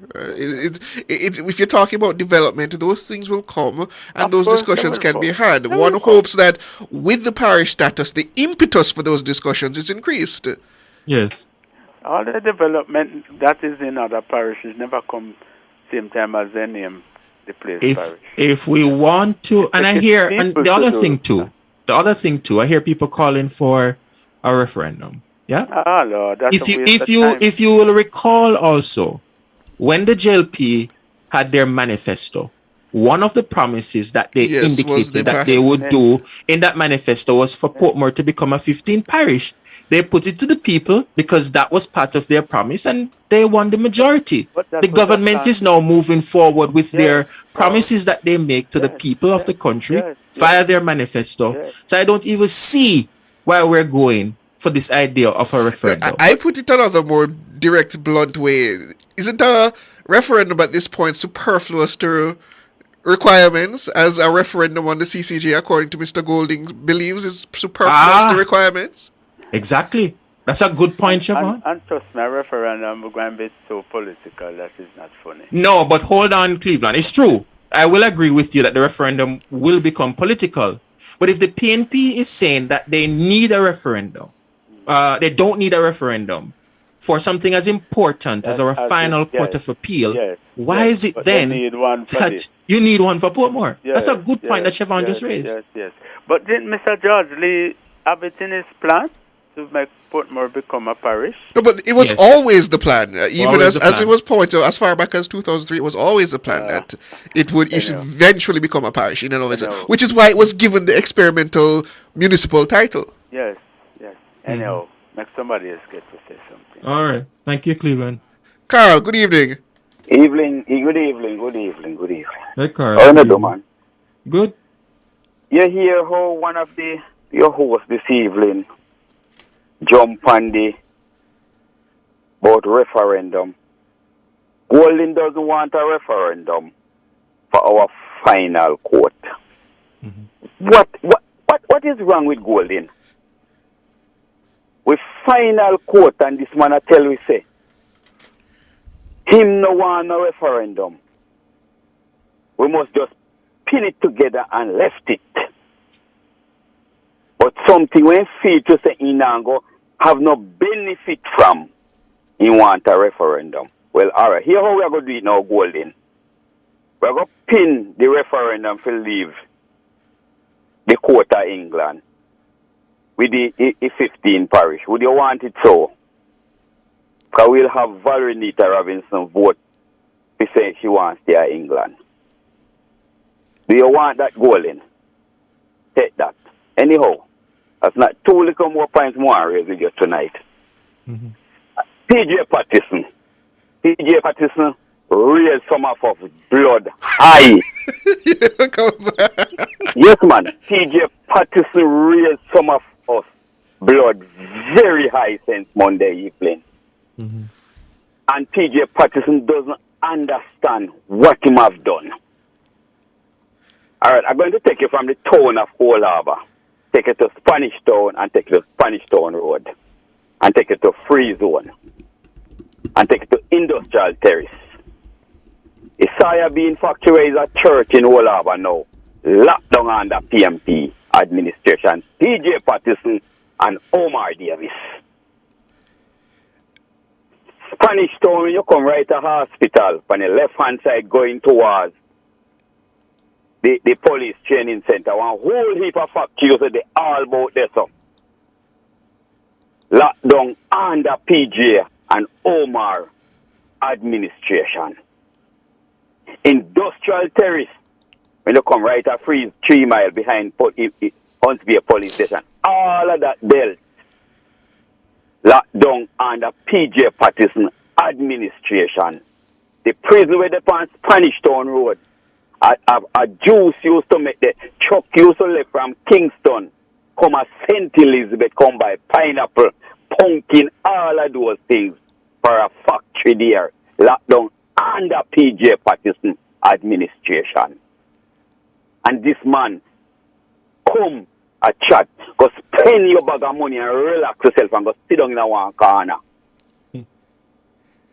And if you want something to consider about PJ Patterson, try remember the two persons who did hang themselves on the staircase of Mandeville and left their helper peer on them table. Stop and think about that was your administration. And before me leave, I called Cliff today and I put 3 questions to the mayor of Kingston and St. Andrew. Whenever time I have to do some bush work when holiday time come around in my constituency, in my division. Whenever time you are going to do it, if it's the councillor, anybody come to give it out, them say you have to take a picture to show what you're going to do. When the job is finished, you have to take another picture to show that the job is finished for the taxpayer money. And then somebody drive come and take up the job and sign off on it. Those are the questions that need to be answered by the mayor of Kingston of St. Andrew. Those are questions need to answer now. And I heard Golden said nobody will have anything to do with anything in corruption cannot stay inside the party. Well, if you want a more solid advice note more than what the mayor of Kingston and St. Andrew, you don't know what more you want, Golden, and you are very silent. Thanks, Kyle. All right, Kyle. All right. You know, Siobhan, before we go to the next caller, one of the things that, and I was a little disappointed that PJ Patterson went down that road, because you look to a PJ Patterson and a Bruce Golden as their elder statesmen. They should be above the fracas. They should be above the fray and not get into the tit for tat as it relates to the politics. And especially because of the situation that he had to govern in and through when he was prime minister. I was very surprised that he went down that road. And just to be pointing out, because I don't know if I'm breaking confidentiality, we asked Mr. Golding, as in the former prime minister, if he would respond, and he said no, it's not something he feels that he should be doing. Yeah, because he is and it was said in the newscast. It was said in the newscast, that he was contacted. Yeah, and he gave a good response. He's not getting involved in the politics of it because that is raw politics that you're entering in. And what do you expect? The backlash that we're seeing on social media, certainly I'm not surprised by it. But PJ Patterson should be above that tit for tat. And I mean, I once said it, that Mr. Golding is the imperfect vehicle for delivering the message of switching to the Caribbean Court of Justice from the Privy Council. I don't know if Mr. Patterson is the perfect vessel to talk about economic development. And I'm not trying to be mean, but you look at the facts. During his period, we had 40% unemployment at a period and 105% inflation. Can you imagine? When I looked at those statistics, I had to question if these were just wrong, but these are from the Bank of Jamaica. Unemployment rate over 40% and inflation over 105% year on year. To me, that is insanity. It was a tough time, Siobhan. When we remember, and I heard Cliff Ricardo Mahiri, they were speaking about the situation in the 90s. We remember all of those things. It was a very difficult period.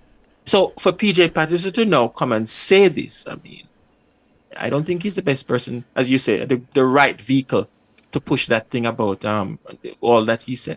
Definitely not. Michael, you're on the line. Good evening. Yes, sir. Good evening, sir. Good evening, Michael. Good evening. You're listening, man. The Portmore business done now, The man them to come together, PNP and GLP, and work on the thing and stop make balleration over the thing, man. Yeah. So what do you think? You think they need to move forward with it or hold off? Well, me check say the two of them should have worked together. You work together and survive the thing, man. And they make too much contention over it, man. I know that we put them there for. Them to work together. And the next thing what I want to mention to you, the flat bridge there. Yes. Look from when that bridge built. And since independent come, look how much of the man them come over up to yesterday. People can't go across the road block. Man, that is a simple thing for them build a little bridge just so man. My understanding is that they have tried in the past to make changes to the bridge and it didn't work at all. That's my understanding as well, that there's something very peculiar about that bridge, that all attempts to build upon it further or address that situation there have ended in failure. And they have gone as far as to add railings on the side, but they have been washed away by the river. Look here, man, I play, man, and the whole time, man, build that he in them long days over couple centuries ago, man. Them supposed to travel in New York and look upon them bridge where hot silver come down on the border of Canada and America, where them call it Niagara. Look them tight bridge, that place is a simple bridge for the man them built from 1962, then take over the place and then can fix that bridge. Not even fix it, build a bridge nearby that the people them pass, go and let them go without the little flat bridge, man. One of these days we have to actually, I think we should talk to the engineers as to the specific reasons why we have not moved away from that flat bridge. I'm sure there's an answer because I know attempts have been made, but it seems there's something peculiar about that area and that bridge itself, why it remains the structure as it is. Man, since Jamaica get independent, PNP and GLP should have got jail for that bridge. The both of them. Can play with that simple bridge to deal, man. That's a spring, because when you're down New York, you have a river will come down with them called Hudson River. I have Niagara and look at them type. That's a spring, man. The man them to build a bridge there. I'm sure that we have bridges that we could probably have installed there, but the cost is also a factor. Bridges are not cheap, So I guess they're going to weigh the cost to develop that area, to put the bridge in place, vis-a-vis utilizing the toll road as the bypass in the event that you can't pass flat bridge. So all of that, I think the NAA and the government would have to take into consideration if they're thinking of putting a new bridge to replace flat bridge. Yeah, man, that's done long time, and that's Money, from like money. the old time also. You used to build like Wackland or bamboo. So a concrete house, but I build now with black and steel and thing, man, and first only white people. Rich people used to live in it, man. Poor people have them big house, man. Them can build a little bridge just so. That is no excuse to PNP and JLP from the two of them are ruled from 1962 can't fix the bridge, man. Look at my people go over there up there yesterday and trailer go there so. And stuck and bring road back. I play, man. No form of disrespect. But Alright. get a bridge there. All right. Thank you, Michael. All right, thank you. Mr. Portmore, good evening. Good evening, my brothers. How are you doing? Doing quite well. Good. We're good. All right. Let me start by saying, Miss Dana Richards, she tried to explain herself in the best way she could, you know. But I'm going to point out something to you because Jamal finished with long ago, you know, and Jamaicans are no idiots these days. Even although I am disappointed because we don't try to educate ourselves with the politics of what is going on in the politics. And if a meeting is called in Portmore, a lot of people not turning up. We have a lot of neighborhood watch meetings, a lot of citizen association meetings, and a lot of meetings that involve all of these things that's supposed to be happening in Portmore. And a lot of people don't turn up. There's a few people who turn up are the people who are aligned to politics. Mm-hmm. And I accept that point, you know, Mr. Portmore, because that's not just in Portmore. That seems to be replicated across a lot of areas in this country. There's just a disengagement from what would be considered important decisions that are being taken on behalf of a lot of people. I'm going to bring your attention to something, you see, because that lady, if you notice, Fitzjackson, we should have had a lot more consultations. You know, the last meeting, I don't remember which month it was, but I think it was last year. They had a meeting at the municipality office, and it was about the same parish. And Mr. Miller came, Delroy Dabney came, Mr. Turlong came, councillors, and people from the Jamaica Labour Party, because it seemed that it was only PNP that was invited, but we got a hold of it and we went to that meeting. And when Mr. Weekly came, he went up to the head table and he took up the document that they were dealing with. And he said, but what is this meeting about? This consultation should have happened 2 to 3 months ago. So why is it now? The horse gone through the gate already, so what are we discussing here? Mm-hmm. And that threw off the meeting completely because they were hoping, they had one plan for Heart Academy as well, and it never kept. You understand? Let me tell you something, you know. Mr. Jackson is in Portmore for over 30 years. You check it. What has he done for Portmore? Portmore has been getting worse and worse. When I just come to Portmore, Portmore was nice. Roads was good. Not even, some places don't even have good street lights. If you're going to a lot of places, the divisions, oh God, man, don't even look at it. But yet, every time he gets elected as the MP, and you hear what George said to me the other day, people are comfortable with Fitzjackson. I don't think so. But people are just not interested because they say everybody is the same. Mm-hmm. But they must have been comfortable, Mr. Portmore, if they keep on re-electing him for. He's the MP from 1994. He's there almost 31 years. Yeah, but if people coming out to vote, look at the amount of votes on the voters list and how many people come out to vote. Well, that reflects the national sentiment. We know that generally we have many individuals staying away from the polls, which is a much bigger problem than what we see in St. Catherine Southern. It's an island-wide problem. And I think you'd accept, though, Sajay, that if the electorate voted in the numbers that were reflected on the actual enumeration lists, we would have a different political landscape in Jamaica. Oh, of course. No doubt about that. Okay. My suggestion is we need to educate people in Jamaica, not just in St. Catherine, but in Jamaica. We need to get them. I want to tell you something, you know. You notice the type of people who call Nationwide. Nationwide is the encyclopedia where, what do you call it now? Where all of these things come out, you know, and people want to label as JLP, you know. But I don't see it because the JLP mess up. I'm not going to tear them down, you know. Of course. All the time, too. We should. Whichever political party.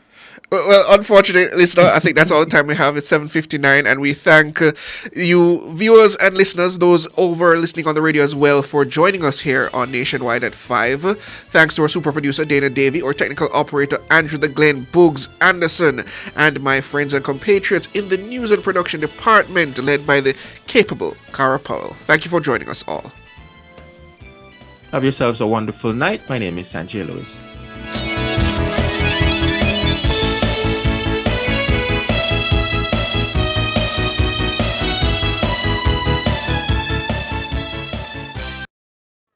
Good morning and welcome to the newest addition to the Nationwide News Network family on Hot 102.